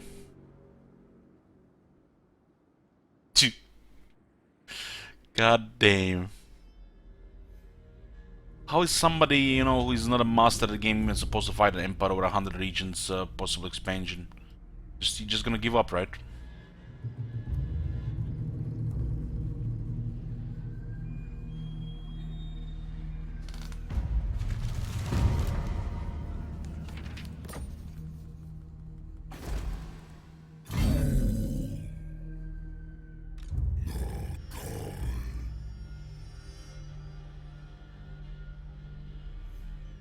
I will not blight my soul.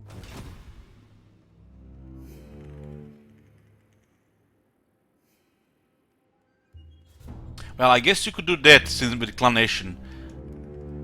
But imagine if you did that with another faction. I mean, Clan Nation has a solution. But another faction... God damn, that's just insanity. 14 units in a single turn.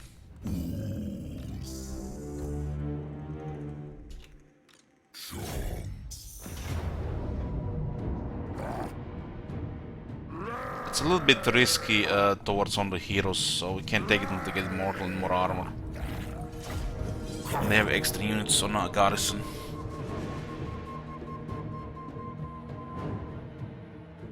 Yeah, that's what I'm saying, Moisan. That's what I'm saying, you know. He's playing on the new update and the Empire is still snowballing.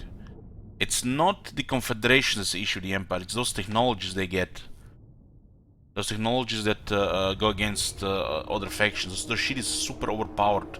10 leadership, 10 attack, and they do get range units and better auto resolve and experience over time. Those range units which get more experience than the melee units. It's just too much for most factions to even do anything in auto resolve. Emperor factions having those technologies makes them one-sided. They just have an edge always.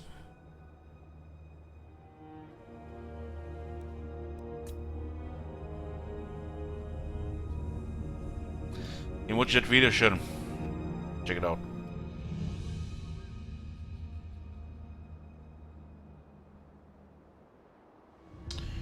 One second.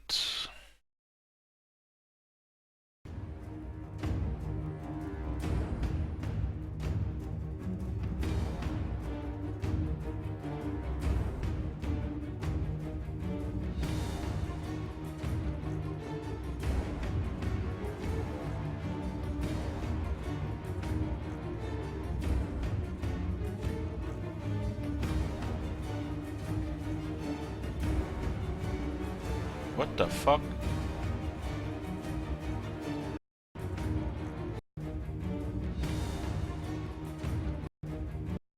Turn 13. I wish I could make it go slower.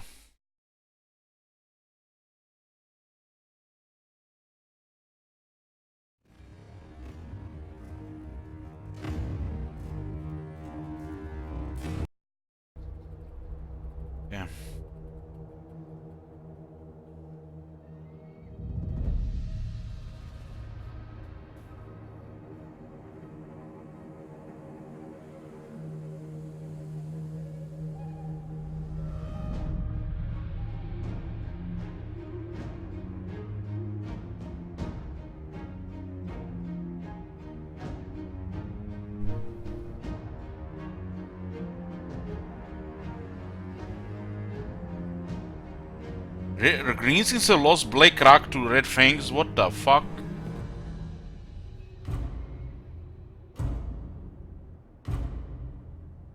Look at this, Clan Angrun is arriving, turn 57. And they've just taken this, just like that. Karakate Peaks. Valaya Sorrow. And Red Fangs are beating Greenskins. Fucking Grimgir, man. Azak. What are those clowns doing? I mean, this is just one example, one campaign. But... God damn, Blake Krag. This shit has garrison.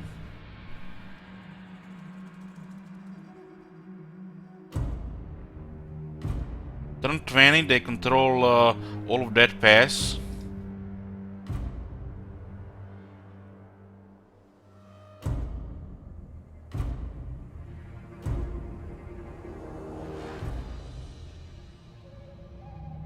They just start losing here.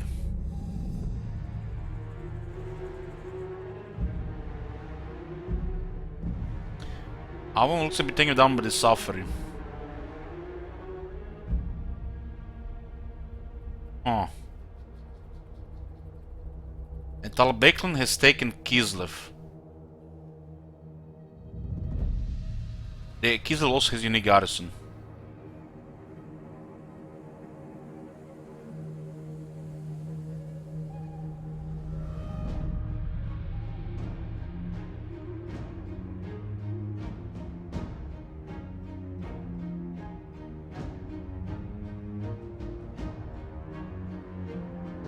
Rogar almost taken the whole area here.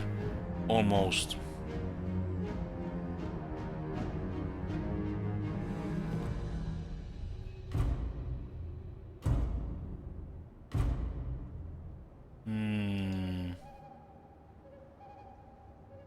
Clanlang taking Karakate Peaks, that's amazing to see. The Dwarves are not doing so good. But they're running around here with 3 armies. Let's see if the Clanlangan can actually maintain expansion here. Red Fangs taking over Greenskins, like what the fuck? That is so wrong! This is almost as bad as seeing Emperor Secessionists control Reichland.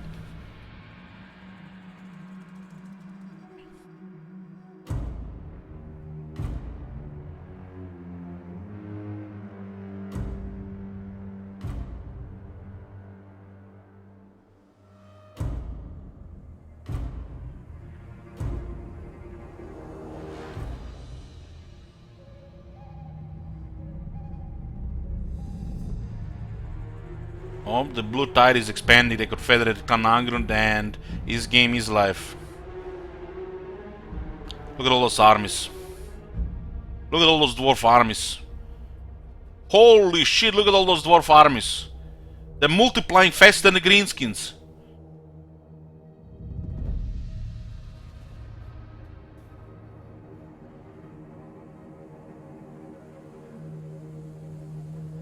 Dwarves are broken, guys. We just confirmed it when they had 23 armies.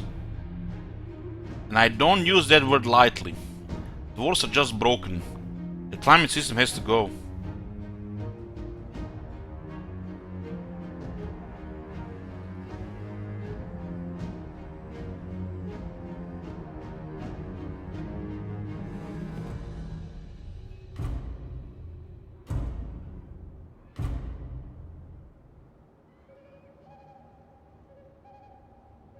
Chaos came. Poof.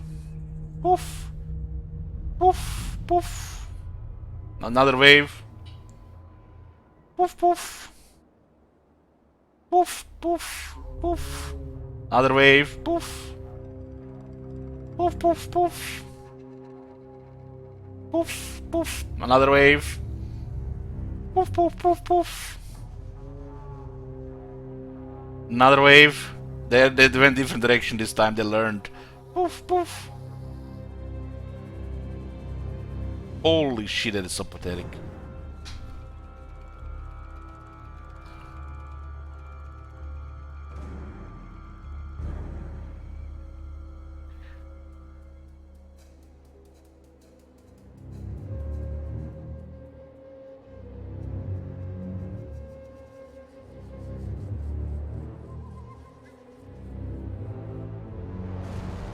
Nagron is doing good, I'm happy to see that, but Lotan is slowly overwhelming them.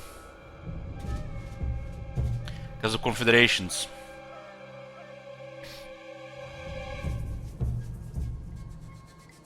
Cockroach is harassing Malekith as well. All but lost Nagron there.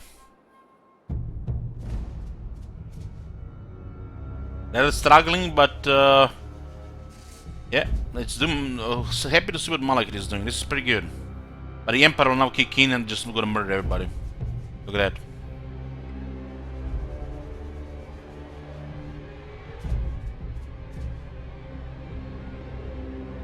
Emperor just pending everything.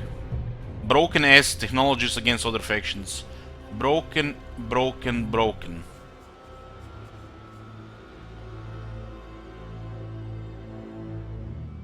Broken as fuck. And no more Malekith, huh?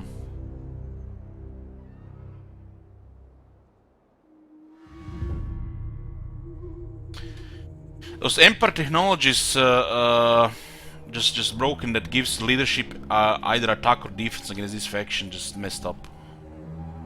And the fact that the range is dominating with the experience changed. I mean, this is just one example, you know, but we've been seeing this every campaign. Every campaign so far.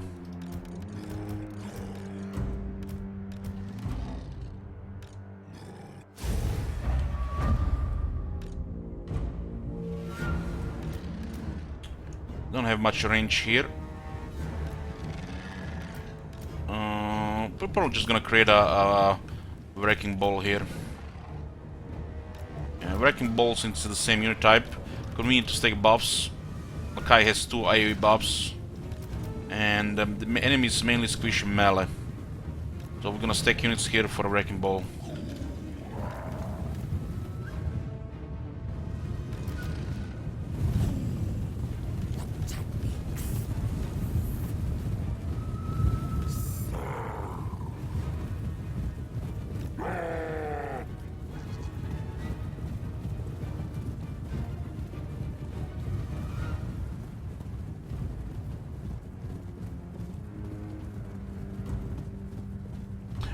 These things are very random, but seeing Empire and Dwarves doing shit like that again, many confederations just mess things up so much for the game.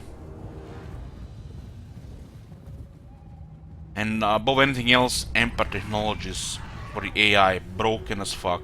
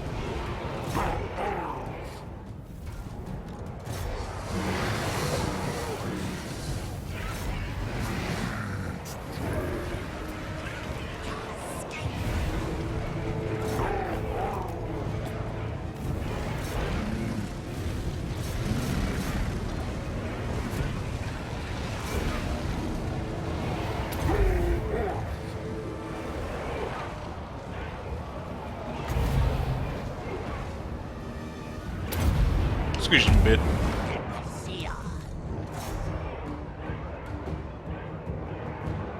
You're telling me the cold ones can't even kill a unit of skeleton archers before they die?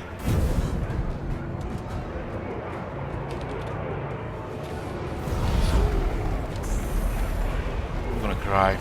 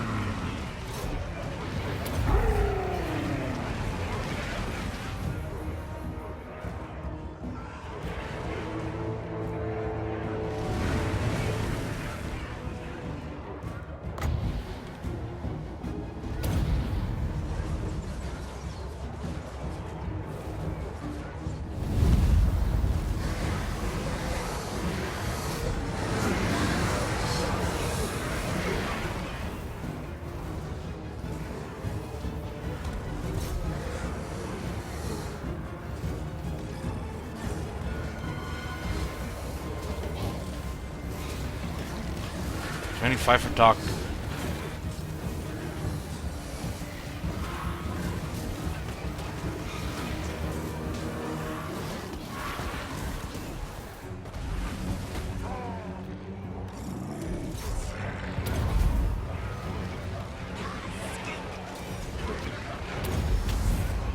Jack Azor.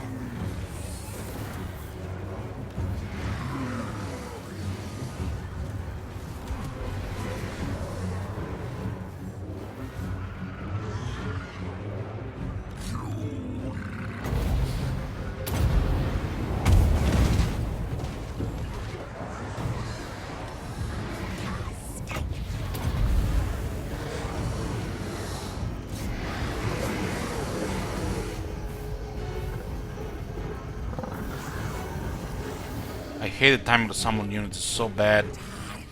It has to go in single player, man. It has to go. I hate it! I hate it! I hate it!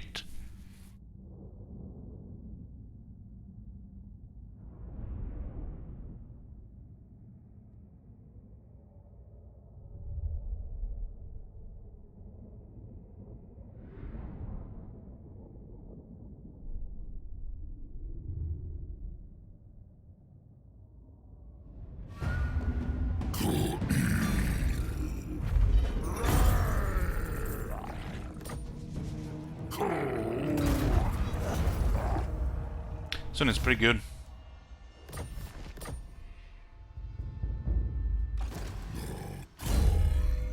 And you cannot put it on a lower down. Yeah, only skin priest, I think. Magic item drop chance plus 10%, post battle chance of stealing a magic item plus 10%. I cannot guarantee any of this works, but I'm 90% sure the first one works. And I'm about 30% sure the second works. On heroes.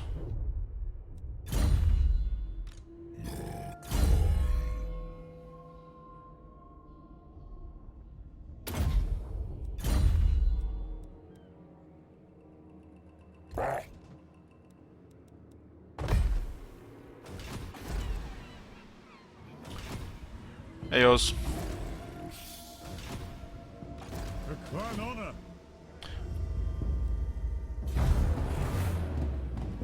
What's broken with the Empire, guys? I want to show you guys to actually see it visually.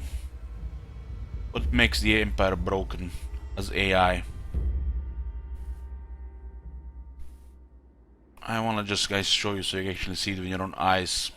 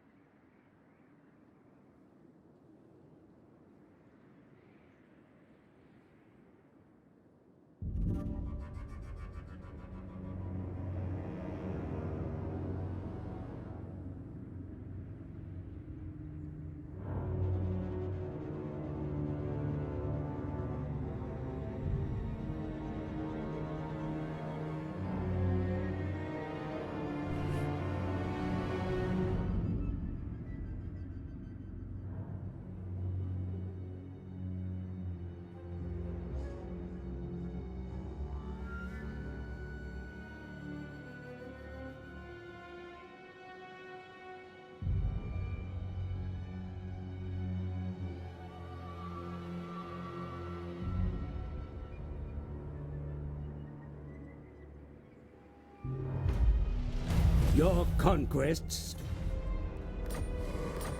Okay, the game's saved. Let me just show you. Let me just show you what makes the Empire AI broken. And I don't go with that word lightly.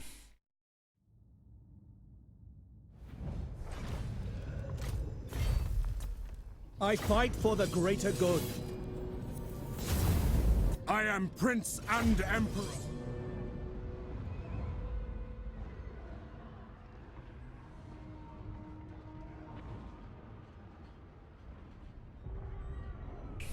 What makes the Empire overpowered as the AI is the same thing that makes dwarves overpowered as the AI. And these two things that makes both Empire and Wars overpowered. Let me just get in here. The green skin. Remember, this is not what makes them broken, this is what makes them overpowered. What makes both Summon the Emperor and Elector Wars Counts. overpowered is 1. Confederations. 2. The way experience system works on units. And how the AI gets buffed with experience, which just makes it worse. So, first, a unit gains leadership, attack, defense, melee unit when they get experience. A ranged unit gets leadership, attack, defense, and better missile damage because of reload times. The ranged units dominate over the melee units, even in auto-resolve, especially on high experiences. So, since the AI gets experience, free experience even by just doing AFK, over time they get veteran armies, which just dominate auto-resolve. This is just one of the factors which is, can turn the tide of auto-resolve. So, confederations and how the experience system works, how it breaks the ranged units superiority over melee units, which both Empire and the Dwarves dominate in these areas. This is what makes them overpowered. But what makes the Empire broken is that on top of these technologies here. Plus 10 leadership, plus 10 defense against Greenskins, Skaven and Lizardmen. And these are the stats which turn balance of power in the favor. Not every single scenario, there are still 50-50 mambo jumbo, but this is what pretty much is the main factor why the Empire is doing so good. Melee attack leadership, missile resistance leadership weapon strength, pretty much against all these factions. And they just ally with the factions they don't even have bonus against, and just dominate. This on top of ranged units getting experience, getting additional stats for the auto-resolve over melee units, absolute domination. On top of already being a powerful faction because they confederate and have powerful ranged units.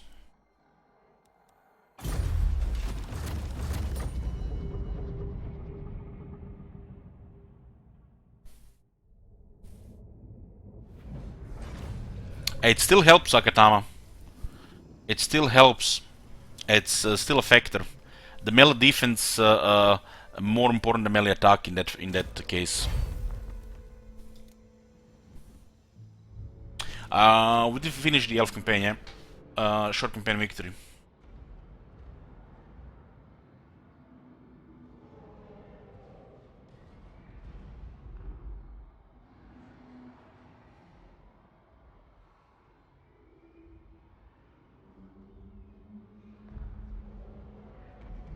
There is always comments, if you guys are not familiar, exclamation mark, previous, campaign, next. We do post also updates on Twitter. Finish campaigns, sometimes next campaigns, and of course when the stream starts.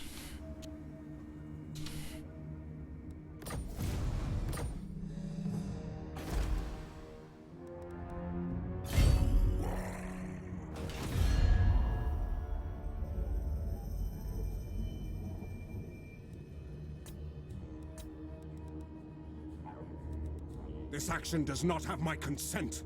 To war!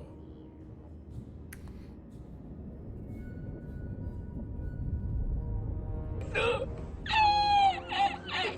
Empire. And I. Every single campaign, man. The wars were getting overrun, look at this.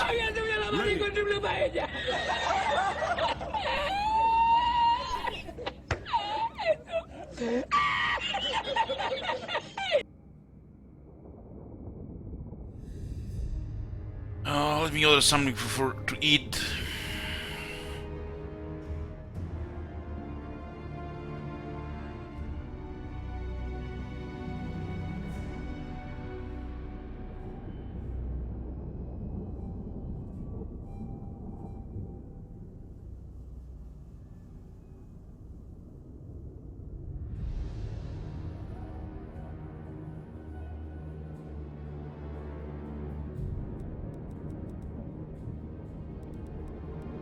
Vampires, 4 regions, huh? The vampire counts are similar string as Karahir, man. The Karahir is just gonna get converted by the dwarves. The Greenskins were actually doing really good, but they started losing again.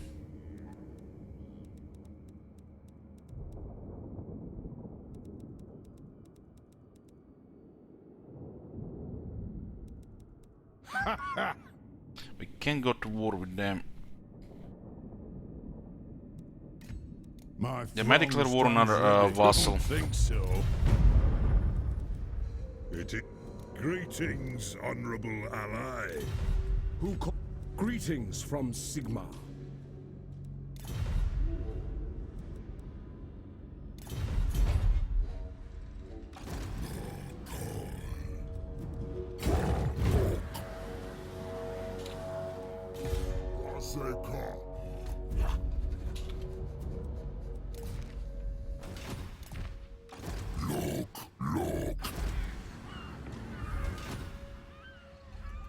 Do you take me for a churl?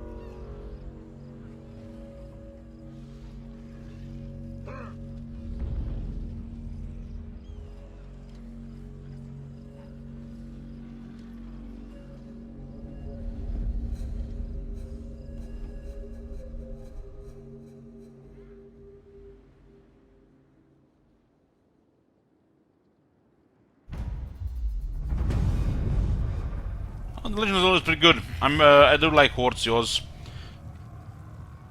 Just because it's a different playstyle.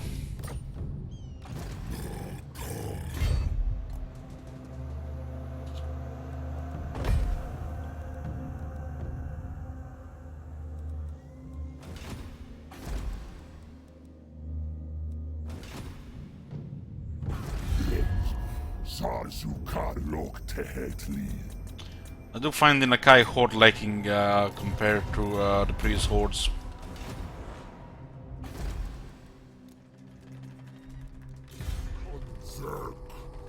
Not even has the strong flavor for the Kroxigors. It's just you know, makes it viable.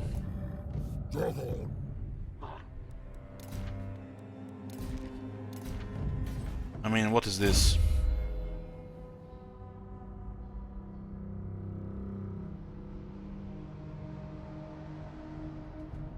Not even upkeep reductions. Technology has no attack, no damage.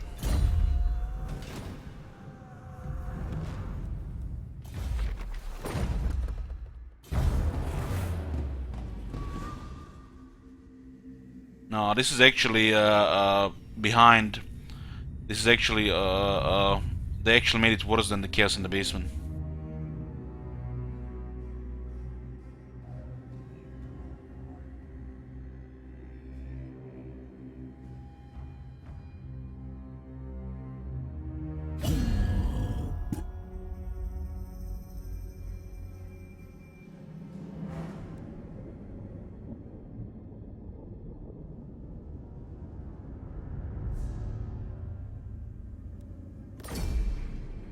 It's random.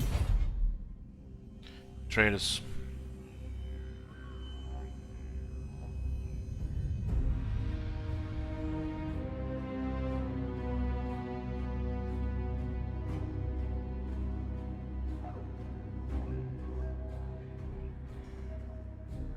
I mean, some of these systems are from 2016. It's almost like there is a zero missing somewhere. That's how it feels, this campaign.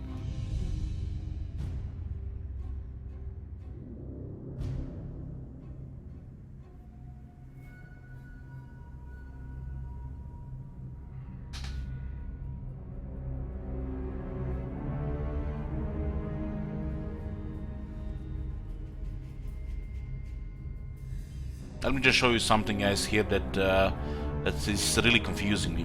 It's, you know, really confusing me. When I, you know, this might be, you know, a small thing. So it might be just a small thing, but pay attention.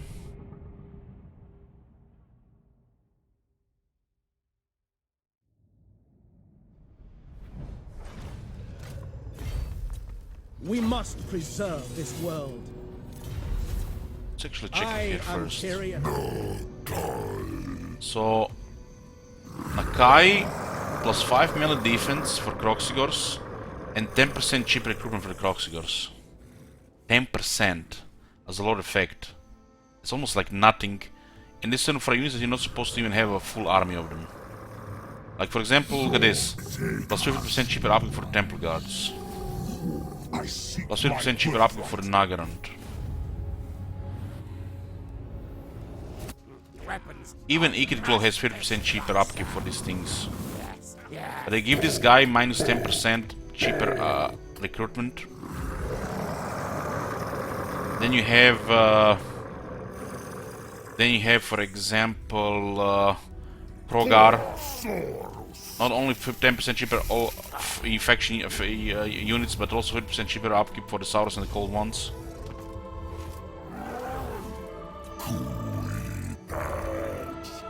And then it's plus 5, minus 10%.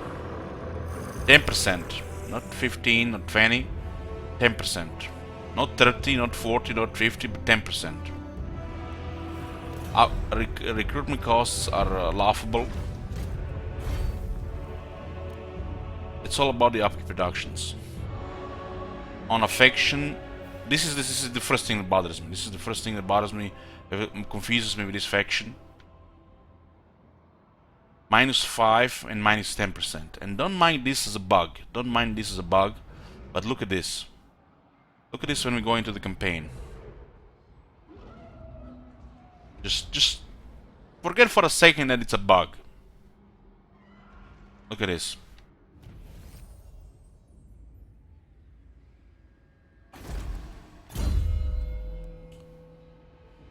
Minus 15%.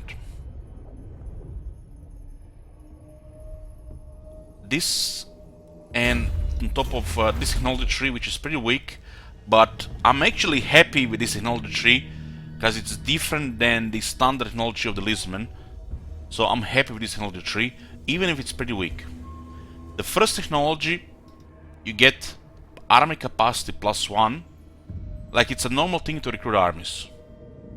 The replenishment is using a system from 2016, which is a separated. They have two replenishments. One replenishment is allied own territory, and another replenishment is that happens all the time everywhere, which is kept at 2% with this. He has a bonus replenishment here, which does not affect this replenishment. We do get additional replenishment here, 10%. We do have a bunch of other replenishment, but it's only kept at 2% because of the technology. So all system replenishment that bug between 10 and 50% recruitment cost and not upkeep. Technology tree, what it is, missing the flavor of the Kroxigors, not additional attack damage, and its army capacity here plus 1. Army capacity plus 1, army capacity plus 1, army capacity plus 1. That's a lot of army capacity. Look at this tier 1 building, army capacity plus 1, plus 2, plus 3. And yet, this is the faction that has the worst income economy in the game of all factions. Don't never mind what you can do later once you start rolling with the vassals. Never mind that. We're talking about early game. This faction has worse economy than the Tomb Kings. And Tomb Kings don't even pay for the units in the beginning. It's almost like there is a zero missing somewhere. You know, that's what I'm saying, there's a zero missing somewhere. I can't even have a full army, and what they give us, recruitment cost reductions. Later on in the game, once you get quite a bit of these vassal settlements, it probably kicks in, but it's a rotten design for the beginning. It almost feels like they were balancing, like it's a Blizzard StarCraft game or something, multiplayer environment. Especially when you look at the technology tree, 2%. The sheer lack of Kroxigor stacking, while every other faction in the Lord has the power level like over 9,000 compared to this guy with you know, 15% recruitment cost reduction. And what does this all mean? Whoever done this faction was probably not even had any idea of the work they've done with the previous lords. And what I mean by this? The whole design policy or design, how they did with the whole Warhammer 2. I fight for the greater good. Look at this, 50% up reduction. We are the legacy of Nagaru. 50% upkeep reduction. 50% upkeep reduction. 50% upkeep reduction. Even here, 20% upkeep reduction. Faction-wide, this is not even the load effect. 50% upkeep reduction. Heed me or perish. 50%. We will drown 50%. this world. Only I 50%. 50%. 50%. 50%. I guess a few more examples. And then you get this guy Nakai here, minus 10% of the recruitment costs. On one of the absolute worst economies in the game. No doubt the economy can kick in later in the game, but who designed this thing? It's not people who were working on Warhammer 2. It was the Saga team, the shooter team, the card team. Doesn't feel like this is the same people who done the other Warhammer 2 stuff. They forgot a zero somewhere, and recruitment costs. What are we playing? Multiplayer? No.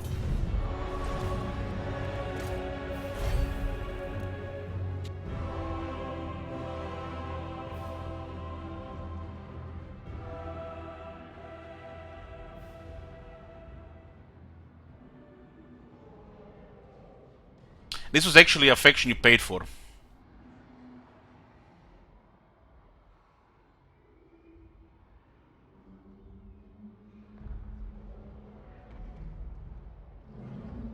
Even Wolfheart, which was the other faction released with this, has 50% upkeep reduction.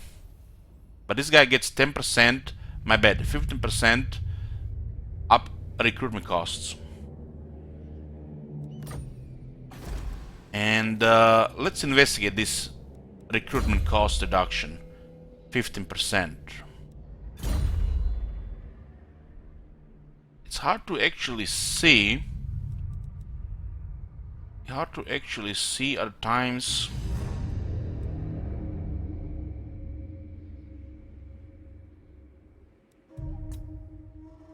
Can we actually see the base one here? Can we see a base one? Oh, and yeah, guys, they don't seem to have supply lines. It doesn't say, but I think they might have it.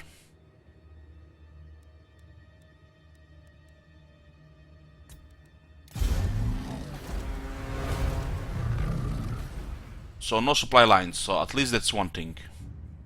They didn't screw up there.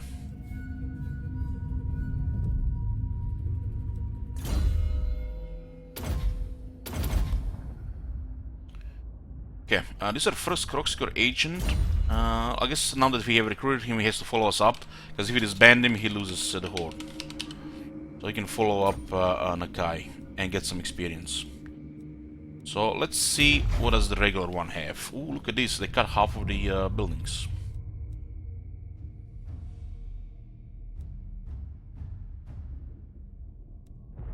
This feels so basic. Where the hell the rest of the buildings?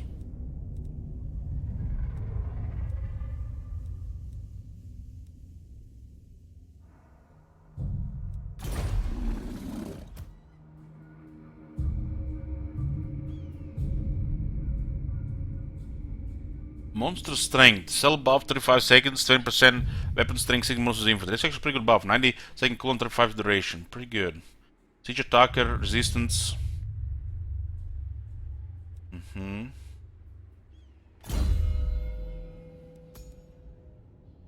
He has a unique skill for hit points, but they forgot miss resistance like they did on other one as well.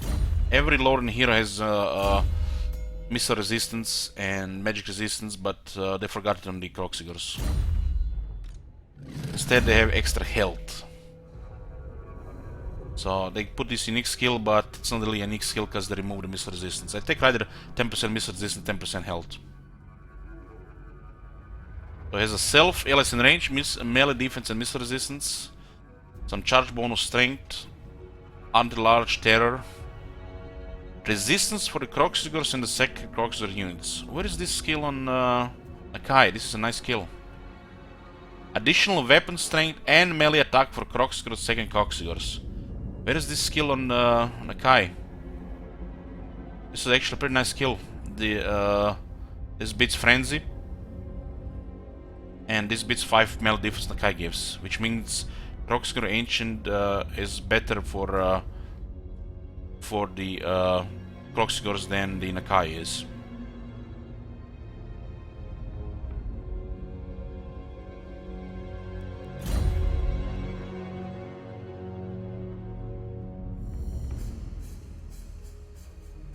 This reminds me of the Wood Elf DLC, when the Ancient Treemen had better buffs for the Forest Spirits and Durtu, which they fixed later on in the game.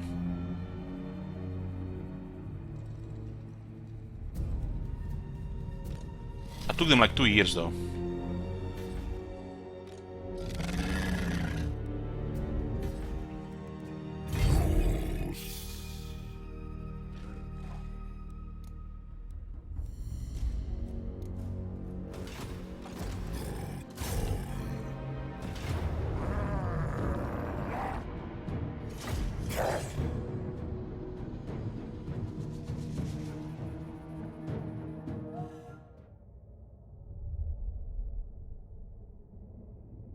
Looks like a katana, yeah.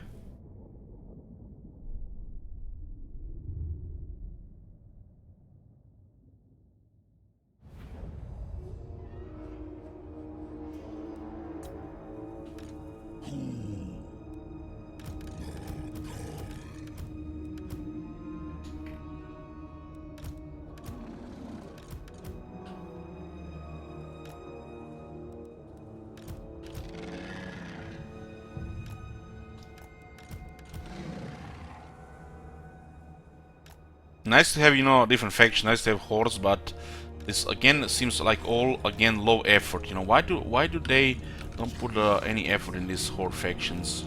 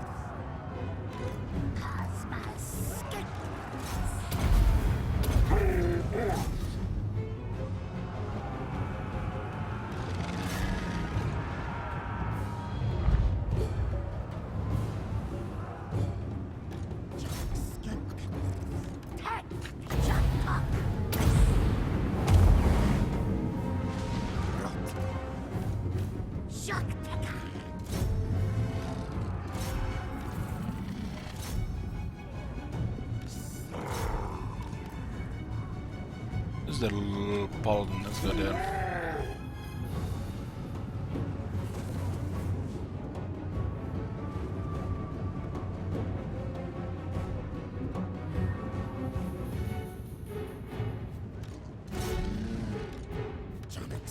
It does look like this is not the same people who are doing the usual Warhammer stuff. It's almost like they hire some Vex, you know, that you know, do stuff like everybody else on vacation. So they have something to release, you know, when they come back from vacation. It feels like that.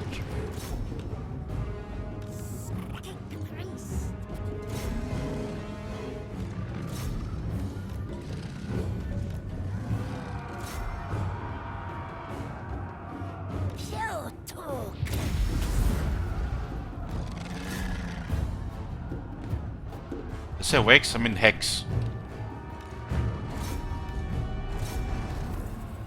And Hex.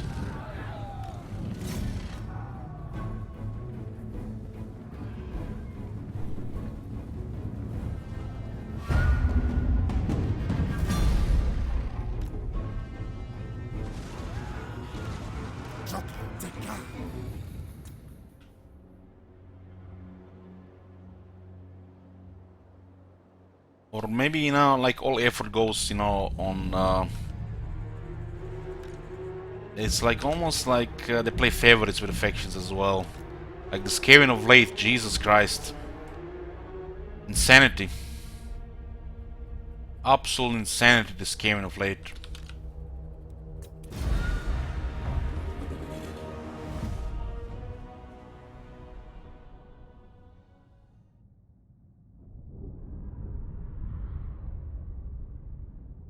Wait till you guys see Warp Grinders. Holy fuck.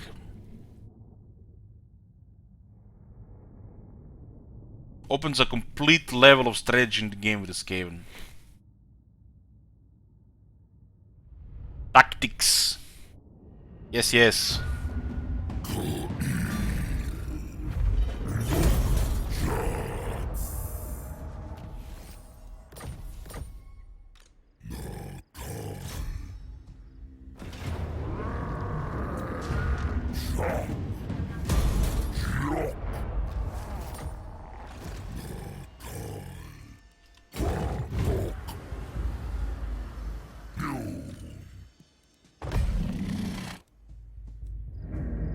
So you're telling me we're supposed to use global recruitment with this army, which is extremely expensive. Is this what the game is telling me? You're telling me I'm supposed to use global recruitment with my other army, which costs twice as much. A faction that has absolute worst economy in the game, for most of the part of the early game. Is this what the game is telling me? Like Ice Horde unlocks units while other hordes use global recruitment to get access to them. Now that we see this economy, and I actually read this 3 times, I'm just starting to realize this. So it takes longer and you have to pay double. 2166, so you can just transfer units from the main army.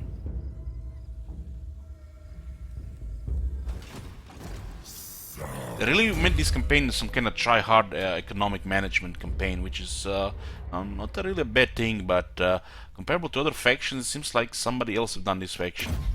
Not really the, what do you guys say, A-team of Warhammer 2. Try-hard factions, you know, fit the game. You know, people like to have challenge of managing stuff. This is a good faction. It just stuff is all over the place. You know, brings up the, you know, the challenge, the difficulty of getting anywhere. But the stuff makes no sense compared to the rest of the content. Stuff should always make sense, right?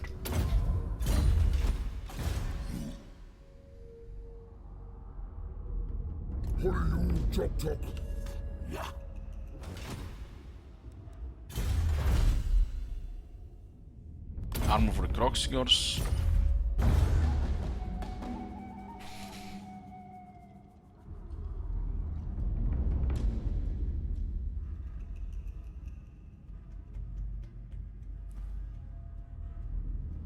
It doesn't mean it's a hard campaign, just means, you know, things are slower and the money is, you know, not plentiful, just, you know, hard to manage. Which it's kinda, you know, crazy because, you know, that the average player Total War game, it's like 80% player base, no doubt. It's like, he will not find fun in a campaign like this, but things are harder to manage and you are not even allowed to get a full army. And these people, they usually complain like, how am I supposed to defeat my enemy has 2 armies, I can't even afford 1 army. By the way, playing on normal difficulty. I've seen this post hundreds of times. This faction is gonna bring absolute worst, you know, example. You know, people who know what they're doing, you know, they're not gonna have an issue with this campaign. You know, they're gonna embrace the challenge of managing, wandering around, finding opportunity, building up stuff. Now, this is gonna be a good thing. This is gonna be a really good thing. You have actually a hard Lizardman faction, not just, you know, easy steamroll, get bored after, you know, 50 turns. Unless you're not doing something, you know, perversions of painting them up. Every campaign is gonna be the same. You have Tehenwen, you know, but you can't take Tehenwen seriously.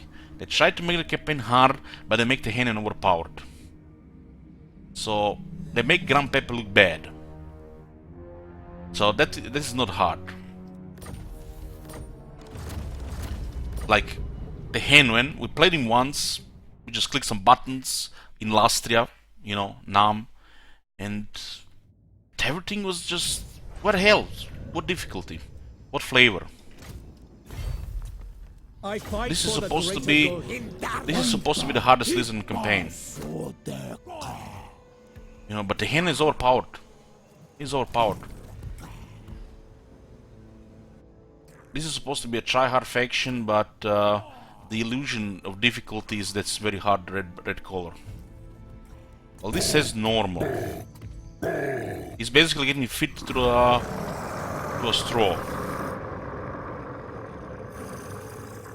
So it's totally different than the rest of them. That what makes it a good and special campaign.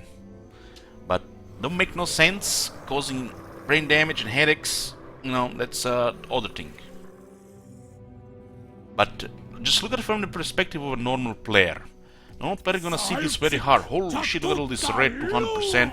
I don't know what these numbers means, but they're red, and I need to learn the game. I'm not gonna play this. And I'm gonna go see who. Holy shit, look at this badass croc. Normal difficulty, all green. Hell yeah, let's start the campaign. Boys, I'll see you with the DLC in 4 hours.